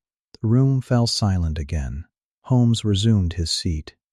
Yesterday, he continued, I visited the road leading to your cottage. I have no objection. I notice a pile of reddish gravel beside your gate. Sterndale said nothing. I had previously observed identical gravel beneath the window of Mortimer Tregennis. The explorer's face remained composed, though I thought I detected the faintest tightening round his eyes. It is merely gravel. Certainly. It may be found elsewhere. May. Holmes leaned forward slightly. But I have walked many miles through this district during the past several days. I found no other heap quite like it. Again, Sterndale offered no reply. The gravel alone proves nothing, Holmes continued. Indeed, taken by itself, it would scarcely deserve mention. Then why mention it? Because clues are rarely important in isolation. Holmes's eyes rested steadily upon the explorer. They become significant only when they support one another. For the first time since arriving, Dr. Sterndale lowered his gaze. Was only for a brief moment. Yet, after years beside Sherlock Holmes, I had learned to recognize the smallest signs of a man whose confidence was beginning to falter. Little did I realize that Holmes had not yet revealed his strongest evidence. That revelation, when it came, would change the entire conversation forever. Holmes allowed the silence to linger. He had often told me that a man under pressure would frequently reveal more in quiet moments than during direct questioning. Leon Sterndale sat motionless, his powerful hands resting upon the arms of his chair, his keen eyes fixed upon my companion. At length, Holmes spoke again. Dr. Sterndale, let us set the gravel aside. If you wish. It is merely one thread. The explorer inclined his head. What concerns me far more is the manner in which Mortimer Tregennis died. Sterndale's expression remained carefully controlled. He died exactly as his sister had died. Precisely. Holmes folded his hands. The same dreadful terror, the same distorted features, the same absence of physical injury, and, he added quietly, the same mysterious poison. The explorer's eyes flickered almost imperceptibly. You speak with considerable confidence. I have earned it. Holmes's voice remained calm. Watson and I have confirmed the nature of the poison by experiment. Glanced toward my friend, remembering all too vividly the horror we had endured in our own cottage. Sterndale looked at him sharply. You experimented with it? We all did. Survived. Only because we escaped into the open air before the full effect overcame us. For the first time, genuine surprise crossed the explorer's weathered face. I would advise no man to repeat such an experiment, he said quietly. Nor shall we. Holmes watched him closely. That remark interests me. Why? Because it suggests an unusual familiarity with the substance. Sterndale answered without hesitation. I have traveled through regions where European science knows very little. Indeed, Holmes nodded thoughtfully. I have often admired your published accounts of Central Africa. I thank you. You described many remarkable plants, a few, and numerous native poisons. Such things exist. Holmes leaned forward slightly. Tell me, doctor, have you ever encountered one capable of producing overwhelming terror before death? The question hung in the still room. For several seconds, Sterndale did not answer. Then he replied carefully, Africa possesses many secrets, but none that I am obliged to discuss. Holmes smiled faintly. That is perfectly true. He rose from his chair and walked slowly to the fireplace. When first I met you, he said, I believed you had come merely out of concern for your relatives. He turned. Now I believe you came for another reason entirely. Sterndale's gaze hardened. And what reason was that? To discover whether I had already uncovered the truth. The explorer's broad shoulders stiffened. You assume much. No. Holmes shook his head gently. I simply place each fact where it belongs. Outside, the afternoon breeze stirred the grass beyond the cottage, carrying with it the distant cry of a gull. Inside, the room had become remarkably still. I could feel the tension growing between the two men. Holmes had now moved beyond hints and suggestions. He was quietly closing every path of escape. Yet even now, he had not spoken the one conclusion that rested plainly in his mind, and he finally chose to reveal it. I sensed that the extraordinary doctor, Leon Sterndale, would have only one course left, to tell us the whole truth. Holmes stood quietly before the fireplace, his hands clasped behind his back. The dancing glow of the flames cast shifting shadows across the room, but his face remained perfectly composed. Leon Sterndale, however, no longer looked entirely at ease. Though his posture remained upright, I could see faint tension in the set of his jaw. For several moments, neither man spoke. At last, Holmes broke the silence. Dr. Sterndale, allow me to describe the events of yesterday morning. The explorer gave a slight nod. I am listening. You left your cottage shortly before dawn. A flicker crossed Sterndale's eyes. You walked directly toward the vicarage. Still he remained silent. You wore the same ribbed walking shoes that are upon your feet at this very moment. The great explorer's expression did not change, yet the room seemed somehow smaller. You passed through the orchard rather than approaching by the front entrance. Holmes's voice remained gentle, almost conversational. You crossed the lawn and stopped beneath Mortimer Tregennis's bedroom window. Sterndale slowly folded his arms. And how, Mr. Holmes, do you imagine you know all this? I do not imagine it. Holmes reached into his pocket. I observed it. He placed a small notebook upon the table. The dew upon the grass had preserved enough impressions to follow your route. The explorer looked steadily at him, but offered no reply. Holmes continued. Finding the window closed, you attracted Mr. Tregennis's attention. By calling? No. Holmes shook his head. You threw several small handfuls of reddish gravel against the glass. I immediately remembered the tiny grains Holmes had discovered upon the windowsill. When he appeared, Holmes said quietly, you motioned for him to come downstairs. The silence that followed seemed almost endless. Finally, Sterndale spoke. You have a remarkable imagination. I have a remarkable memory. Holmes's answer was calm.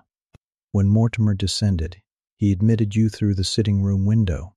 The explorer's weathered face remained expressionless. You remained inside only a short time. Long enough, Holmes continued, to accuse him of murdering his own sister and brothers. Sterndale's eyes widened almost imperceptibly. You've then left the room. Holmes took a slow breath. But you did not leave the garden. Instead, you stood outside the open window. You waited. Mortimer Tregennis was dead. No one spoke. Even the fire seemed unusually quiet. For the first time since the interview had begun, Dr. Leon Sterndale lowered his head. It was only for a heartbeat, yet it was enough. I glanced toward Holmes. He had noticed it as well. Without raising his voice or making a single dramatic accusation, he had reconstructed the entire morning with such precision that denial itself was becoming impossible. I realized then that Holmes no longer sought evidence. He sought only one thing, the truth from the lips of the man sitting before us. Holmes allowed the silence to endure. It was one of his greatest gifts. Many men, when faced with an accusation, rushed to defend themselves.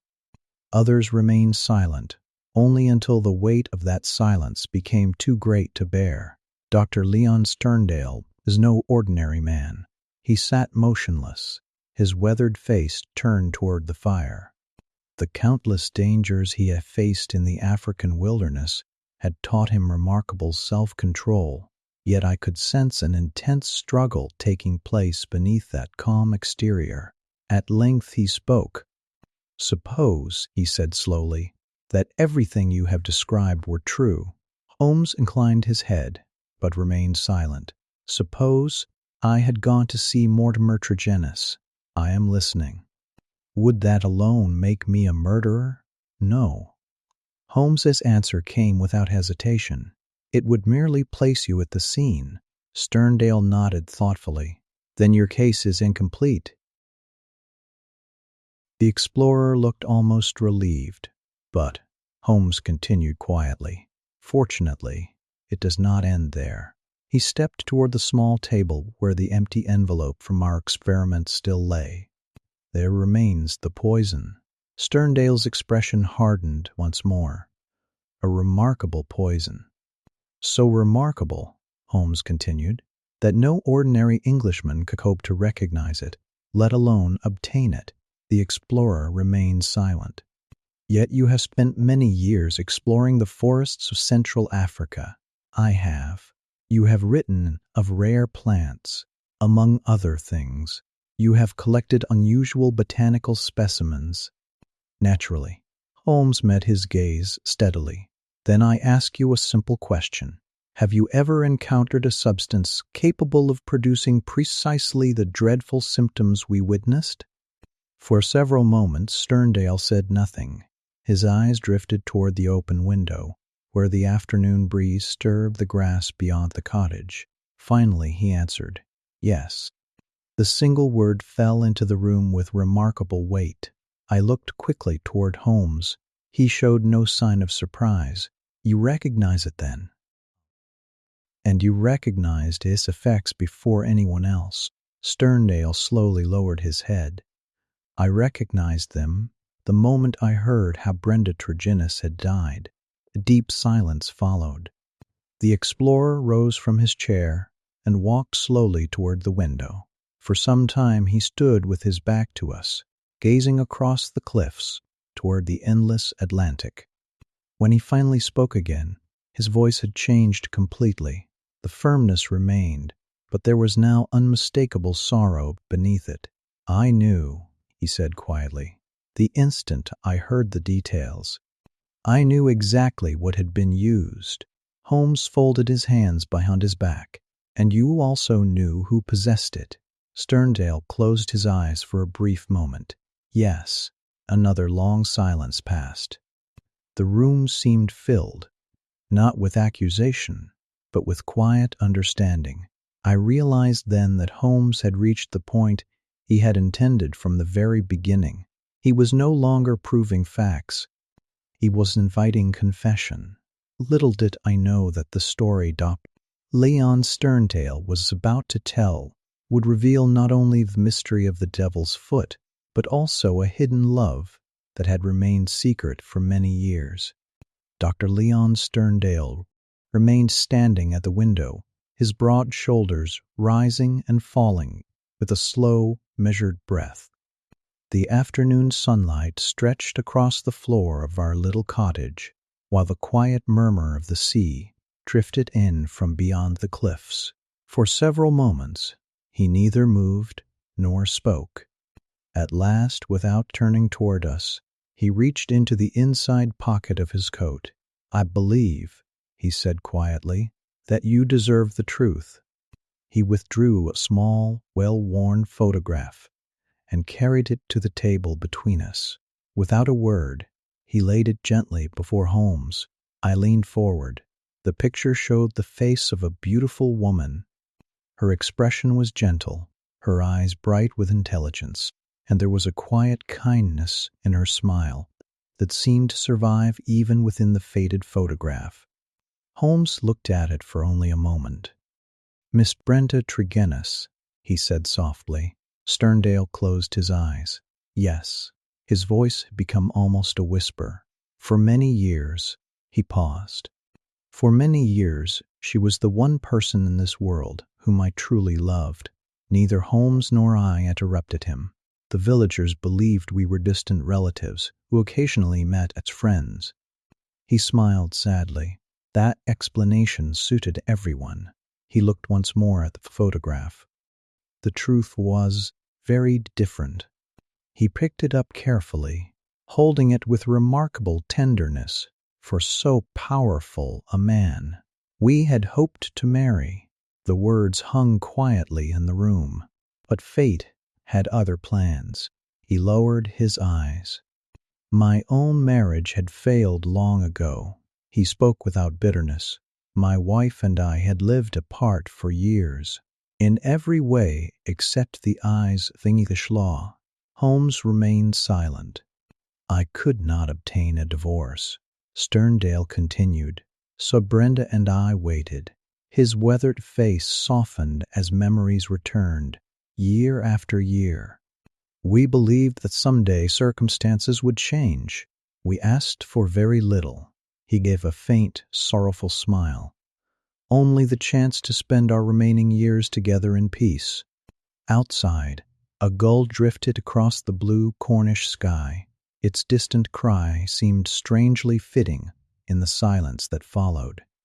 "It was for that reason," Sterndale continued, "that I spent so much of my time in Cornwall, not because I preferred its climate, nor because I had grown tired of Africa." His hand tightened gently around the photograph. "I remained because she was here." I now understood why he had abandoned his voyage the instant the telegram reached him. No ordinary friendship could have inspired such immediate action. Holmes spoke at last. "The vicar knew." Sterndale nodded.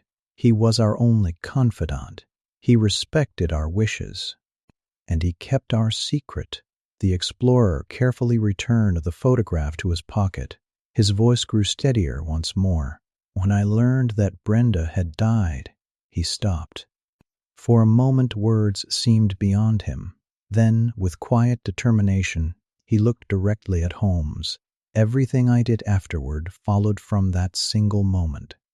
Little did I realize that the confession we had just heard was only the beginning. The final and most astonishing revelation, the origin of the deadly devil's foot poison, and the terrible justice Sterndale believed he had carried out, still remained to be told. Dr. Leon Sterndale stood quietly for a moment, gathering his thoughts. The room was so still that I could hear the faint ticking of the mantel clock above the fireplace. Holmes remained silent, allowing the man before him to tell his story in his own time. "When the vicar's telegram reached me," Sterndale began, "I had already arrived at Plymouth.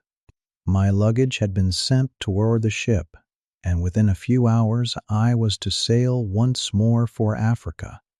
He gave a weary smile. "That journey instantly became meaningless.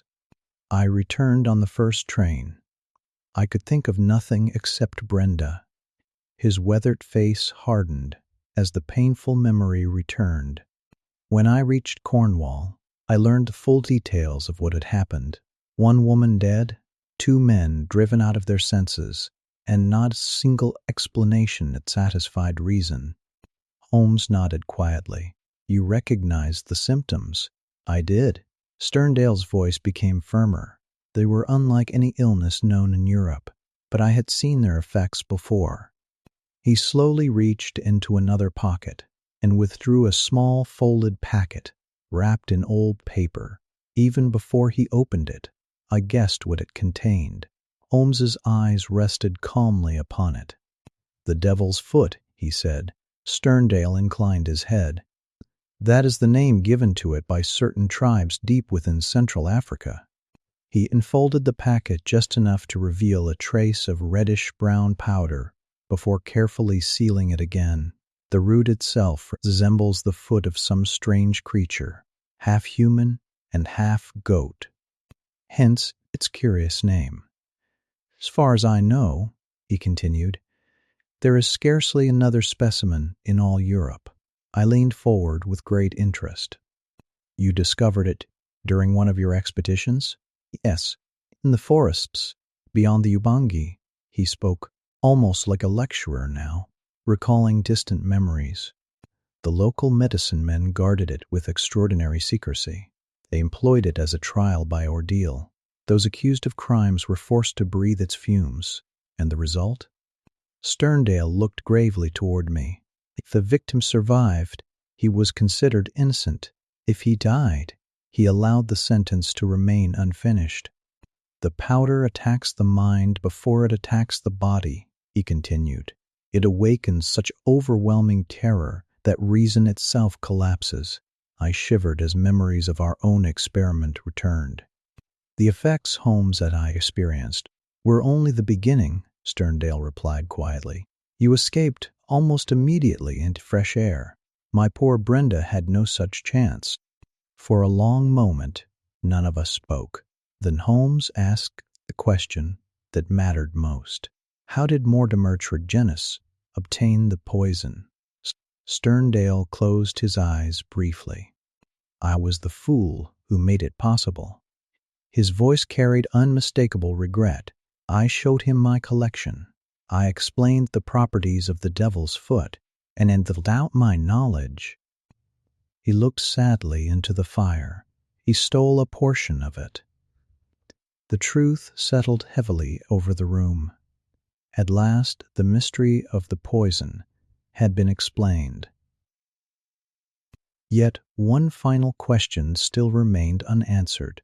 Why had Mortimer Tregennis turned such a dreadful weapon against his own family? Sterndale remained silent for several moments after speaking those painful words. The confession had clearly weighed upon him for many years, and now, having begun to reveal the truth, he seemed determined to hide nothing. I blamed myself from the very beginning, he said quietly. Had I guarded that powder more carefully, none of this would have happened. Holmes regarded him sympathetically. Tell us what led you to Mortimer Tregennis. The explorer gave a slow nod. When I reached Cornwall, everyone believed the tragedy to be an impossible mystery.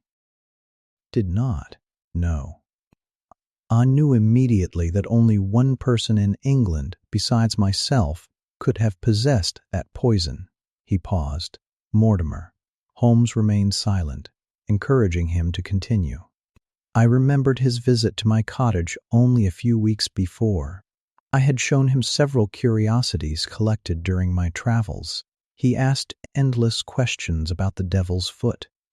What sort of questions? I asked.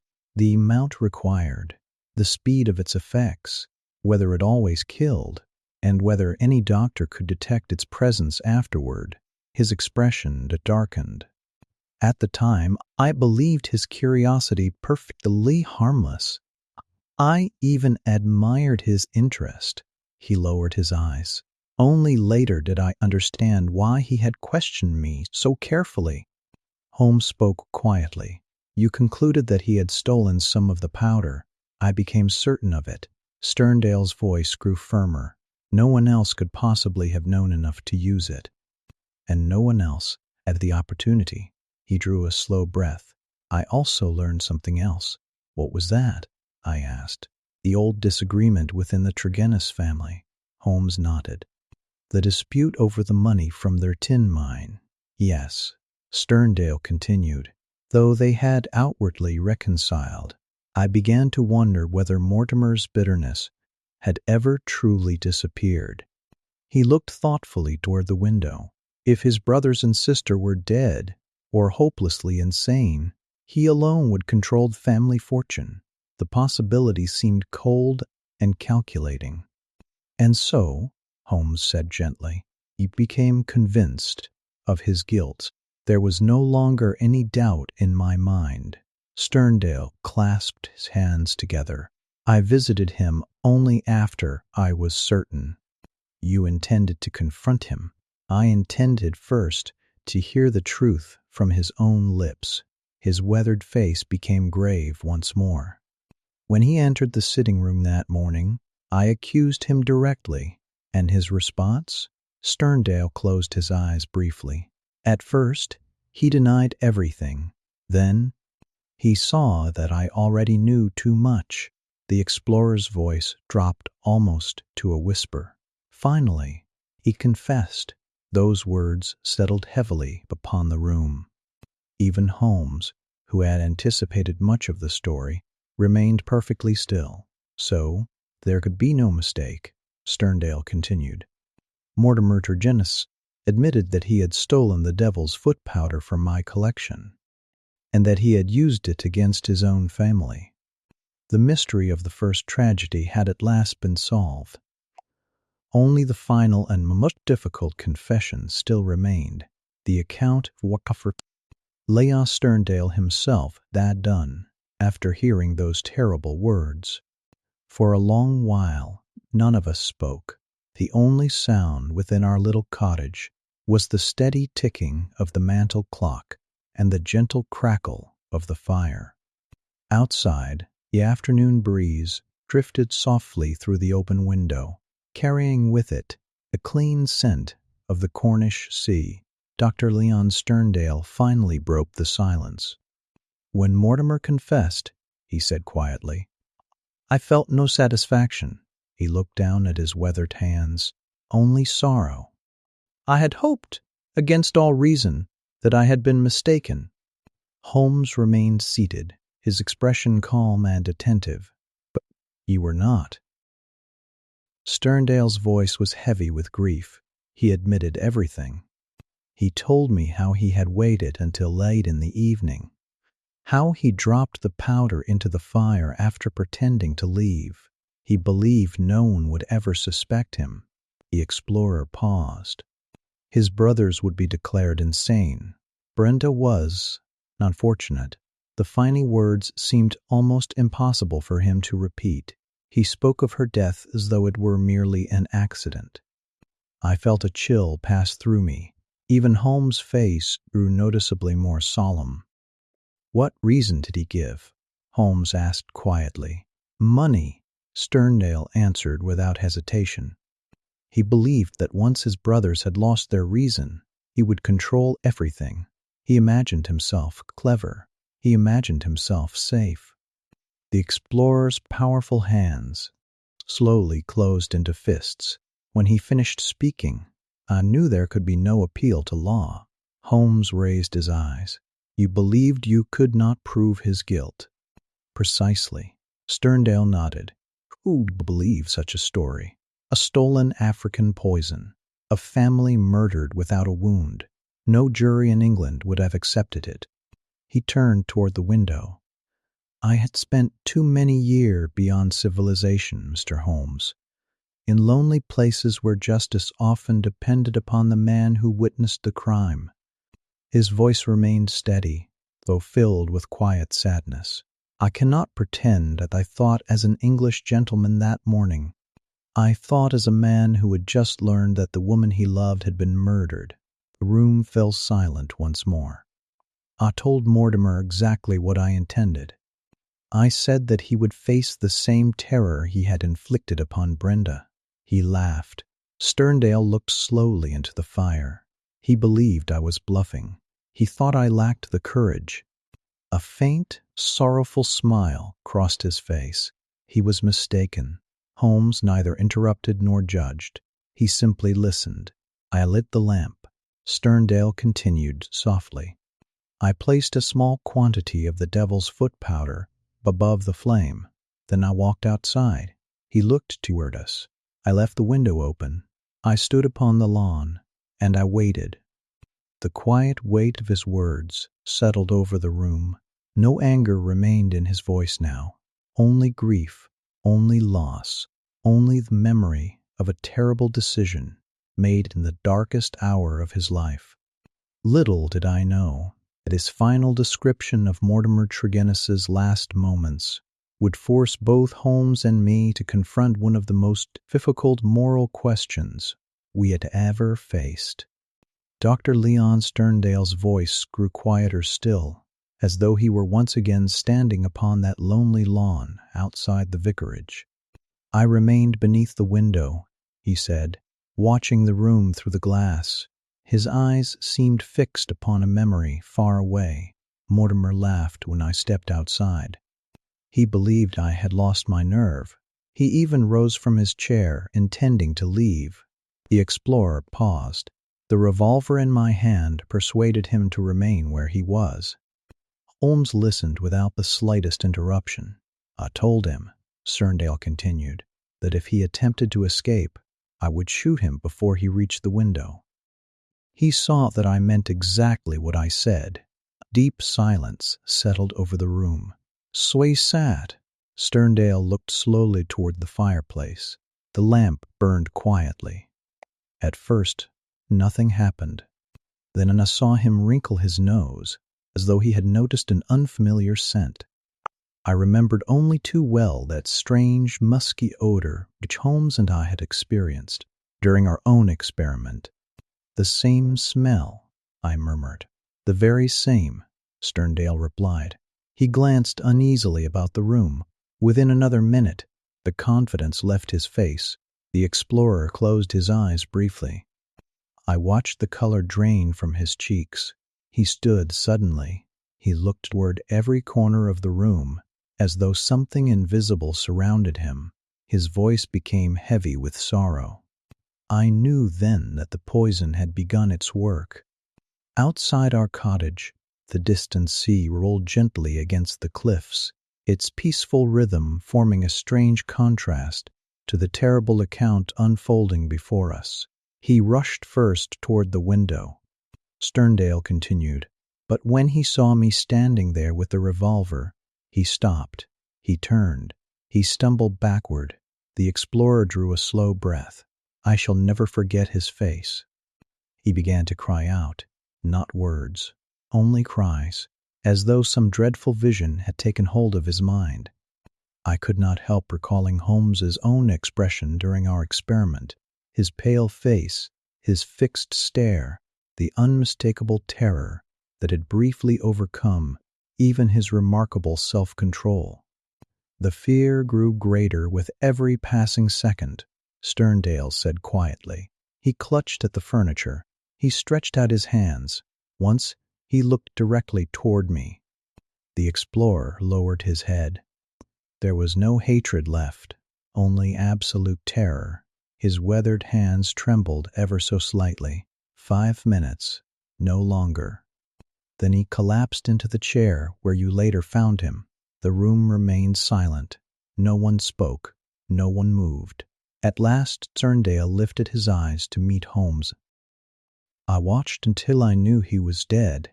Then I extinguished my cigar, left the garden exactly as I had entered it, and returned to my own cottage. He folded his hands quietly before him. That, Holmes, is the complete truth. The confession had ended, yet the greatest question of all still remained unanswered. What was Sherlock Holmes to do with the truth, now that he possessed it?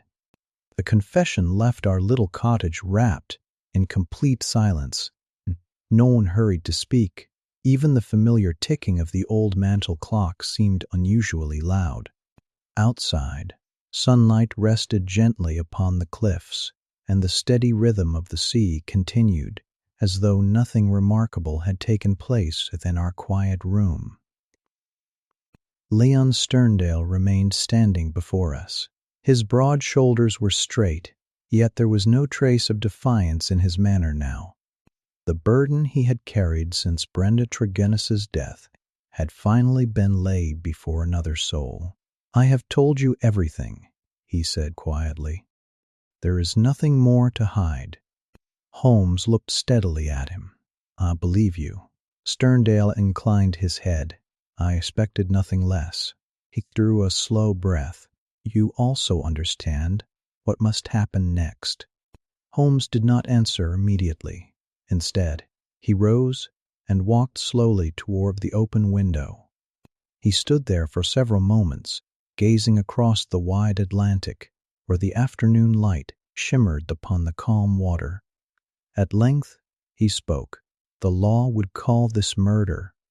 "It would," Sterndale replied, "and the law would not concern itself with your grief.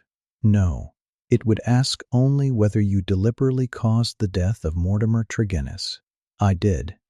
The explorer's voice never faltered. "I make no attempt to deny it." Again the room became still. I watched Holmes carefully. During our many years together, I had seen him hand dangerous criminals to the police without the slightest hesitation. His devotion to justice had never depended upon personal feelings. Yet I had also witnessed occasions when compassion weighed heavily beside the strict letter of the law. This, I sensed, was one of those rare moments. Holmes slowly turned back toward us. "There is one matter I wish to understand." Sterndale nodded. "Ask. When you stood outside that window," Holmes said quietly, "did you feel satisfaction?" The explorer lowered his eyes. "No." "Relief?" "No." "Then what?" For the first time, emotion plainly entered the great explorer's voice. "Nothing." He paused. "Absolutely nothing. My revenge did not bring Brenda back. It did not lessen my sorrow. It merely ensured that the man who destroyed her would never harm another soul." He looked directly at Holmes. "I have lived among wild places for much of my life. I acted according to the only justice my heart could then accept. I cannot claim that it was lawful, but neither can I regret it." His words were spoken without pride, without anger, only with quiet honesty. Holmes regarded him for several thoughtful moments. Then he asked one final question. "If you leave England today, where will you go?" Sterndale looked once more toward the distant western horizon. "Back to Central Africa. My work there remains unfinished. It is the only place where I believe I may yet find some measure of peace." Saint Flaf. For I knew my friend well enough to recognize that his next words would determine not only the explorer's future, but also the final ending of the strange and sorrowful adventure of the Devil's Foot. Holmes remained by the open window for a long while, his hands clasped behind his back as he looked out over the quiet Cornish coast. The afternoon sun had begun its slow descent toward the Atlantic, casting long golden beams across the water. It was one of those peaceful scenes that remain forever in the memory, and yet within our little cottage, 3 men sat burdened by events of the darkest kind. At length, Holmes turned. "Sterndale," he said quietly, "throughout my career I have tried to distinguish between justice and vengeance." The explorer listened without moving. "They are often mistaken for one another." "They are," Sterndale replied, "but they are not the same." "No." Holmes resumed his seat beside the fireplace. "I have delivered many criminals into the hands of the law, so I understand, and I have done so willingly, even when I felt sympathy for them." He folded his hands thoughtfully. "But there have been rare occasions when the law itself seemed unable to provide a satisfactory answer." The room fell silent once more. Sterndale's weathered face showed neither hope nor expectation. "I ask for no mercy," he said quietly. "I know. If you believe I should be arrested, I shall offer no resistance." Holmes studied him carefully. "I believe you," the explorer nodded. "My ship has already sailed. I can easily remain." Holmes shook his head gently. "I am not concerned with ships. No, I am concerned with truth." The words were spoken so softly that they carried even greater weight. "You came to Cornwall because you loved Brenda Tregennis." "Yes." "You discovered that Mortimer had murdered her." "Yes." "You believed no court could convict him." "That is so." "And you chose to become judge and executioner." Sterndale closed his eyes for a brief moment. "I did." The confession hung quietly between us. I found myself watching Holmes closely. His expression revealed almost nothing, yet after so many years together, I recognized the look of a man weighing principle against compassion. Finally, he spoke again. "I cannot approve of what you did. I never expected you would. No civilized society can permit private revenge to replace justice." Sterndale bowed his head. "I understand." Holmes continued, "Yet I have also heard every word of your account. I believe it. I believe that you acted not from greed or ambition, nor cruelty." He paused. "But from overwhelming grief." The explorer remained silent. "I have never known you before this week," Holmes continued. "Yet everything I have learned of your character persuades me that your action was born from love rather than malice." For the first time since entering our cottage, emotion touched Sterndale's eyes. He made no attempt to hide it. Neither Holmes nor I spoke. The quiet room seemed almost suspended outside of time. Leon Sterndale left our cottage as a condemned man, whereas a man whom Sherlock Holmes chose, with full understanding, to set free. Holmes looked steadily at Dr. Leon Sterndale for several long moments before he finally spoke. "Return to Africa."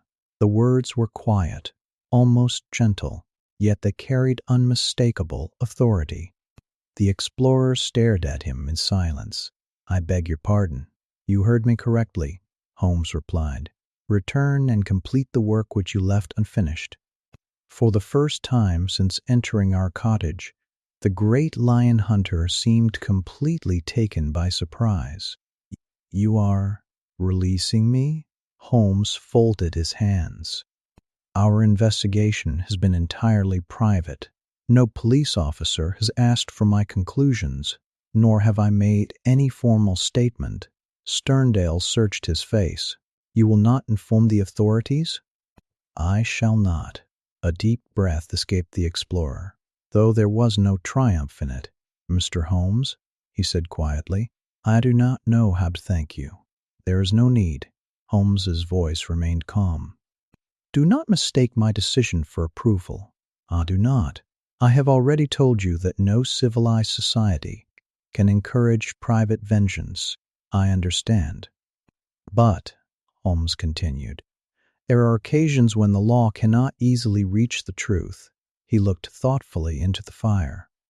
"Had Mortimer Tregennis lived, I greatly doubt that any court could have convicted him. The evidence would have appeared impossible. A poison unknown to science. No visible injury. No ordinary motive that could be proved." Sterndale gave a slow nod. "That was my conclusion also." Holmes continued quietly. "Yet the man was guilty. He murdered his own sister. He destroyed the minds of his brothers, and he did so with careful calculation." The room remained silent. "I cannot pretend," Holmes said at last, "that I mourn his fate. Neither could I. The memory of poor Brenda Tregennis's peaceful room and the terrible expression frozen upon her face returned vividly to my mind." Holmes rose and walked toward the explorer. "I ask only one thing of you.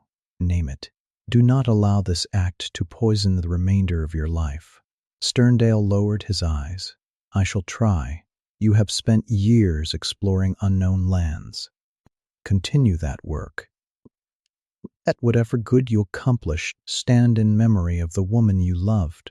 For a moment, the powerful explorer seemed unable to speak. Finally, he extended his hand. Holmes accepted it. The handshake was brief but sincere. "I owe you more than I can ever express," Sterndale said. Holmes gently shook his head. "You owe me nothing. If you owe anyone, it is Miss Brenda Sherguinness." The explorer's expression softened. "It was always to her that I owed everything." Without another word, he collected his hat and walking stick. At the doorway, he paused for a final glance around our little cottage. Then he stepped outside into the golden Cornish afternoon. Together, Holmes and I watched from the window as his tall figure disappeared along the winding path across the moor, growing smaller with every step until he was finally lost among the rolling hills. Neither of us spoke. Some departures require no farewell, and somehow I felt certain that we would never see Dr. Leon Sterndale again. After Dr. Leon Sterndale disappeared beyond the distant rise, Holmes remained standing at the window for some time. The afternoon light slowly faded into the softer colors of evening, and the long shadows stretching across the Cornish moors reminded me how quickly even the most remarkable days pass into memory. At length, Holmes returned to his chair. Without a word, he filled his pipe and lit it. The familiar blue smoke drifted lazily upward, restoring something of the quiet atmosphere that had first brought us to Cornwall. I waited patiently. Experience had taught me that Holmes often preferred silence before offering his final thoughts upon a difficult case. At last he spoke. "You disagree with my decision, Watson?" I considered the question carefully. I confessed that I have been asking myself whether I should. "And your answer?" "I find that I cannot." Holmes smiled faintly. "I suspected as much." I leaned back in my chair. Had the law been able to prove Mortimer Tregennis guilty, matters would have been entirely different. Precisely, but there was almost no possibility of that. The evidence was extraordinary. "So extraordinary," Holmes replied, "that any ordinary jury would have dismissed it as fantasy." He gazed thoughtfully into the fire. "The devil's foot poison would have seemed little more than an invention, and without it there would have been no explanation at all." The room became quiet once more. After several moments I asked, "Did you know from the beginning that Sterndale loved Brenda?" Holmes gave a gentle shake of his head. "No, only after meeting him." "What first made you suspect it?" He smiled. "His return from Plymouth." "Simply that?" "It was the beginning." Holmes folded his hands. "A man may postpone business for many reasons. He may delay a journey. He may abandon a holiday. But to abandon an expedition to Africa after luggage has already been loaded aboard ship," he slowly shook his head, "that demands a very powerful motive." "And love was the only one?" "The most convincing," he continued quietly. "The gravel confirmed that he had visited Mortimer. The poison explained how the second death had occurred. And his grief explained why." Outside, evening settled peacefully across the coastline. A cool breeze carried the scent of the sea through the open window, while the first stars began to appear above the western horizon. Holmes rested comfortably in his chair. "There are investigations," he said softly, "which end with satisfaction. And others? They end only with understanding." I reflected upon poor Brenda Tregennis, upon her unfortunate brothers, upon Mortimer's terrible greed, and finally upon the lonely explorer who had chosen revenge when he believed justice impossible. It was difficult to celebrate any part of the affair, yet neither could I wholly condemn the man who had confessed everything with such quiet honesty. The Cornish mystery had been solved. Its questions answered, its guilty identified, and yet, as so often happens in life, the truth itself brought sadness rather than triumph. Only one final reflection remained before this extraordinary adventure could be laid to rest forever. Years have passed since those remarkable days upon the Cornish coast, yet, whenever I think of them, it is not the strange poison, nor even the mystery itself that first returns to my mind. Instead, I remember the quiet cliffs overlooking the Atlantic, the gentle sound of the waves below, and two men whose lives were forever changed by love and loss. Sherlock Holmes often reminded me that every investigation was, at its heart, the study of human nature. The clues, the footprints, the scattered ashes, and the clever deductions were merely pathways leading toward the hopes, fears, virtues, and failings hidden within the human heart. The adventure of the Devil's Foot proved that lesson more clearly than almost any other case we shared. Mortimer Tregennis possessed intelligence enough to plan what he believed was the perfect crime. Greed clouded his judgment until he imagined that wealth could justify the destruction of his own family. In the end, it was not the law that overtook him, but the very terror he had so coldly prepared for others. Dr. Leon Sterndale was a man of entirely different character. He had crossed deserts, jungles, and mountains without fear, yet the loss of the woman he loved wounded him more deeply than any danger Africa had ever presented. His decision was one born not of calculation, but of overwhelming grief. Whether history judges him kindly or harshly, I leave to others. Holmes made his own decision after hearing the whole truth, and I have never found reason to question my friend's judgment. As for Holmes himself, this adventure revealed a side of his character that the public seldom understood. Many imagined him to be guided only by logic, untouched by emotion. That was never the Holmes I knew.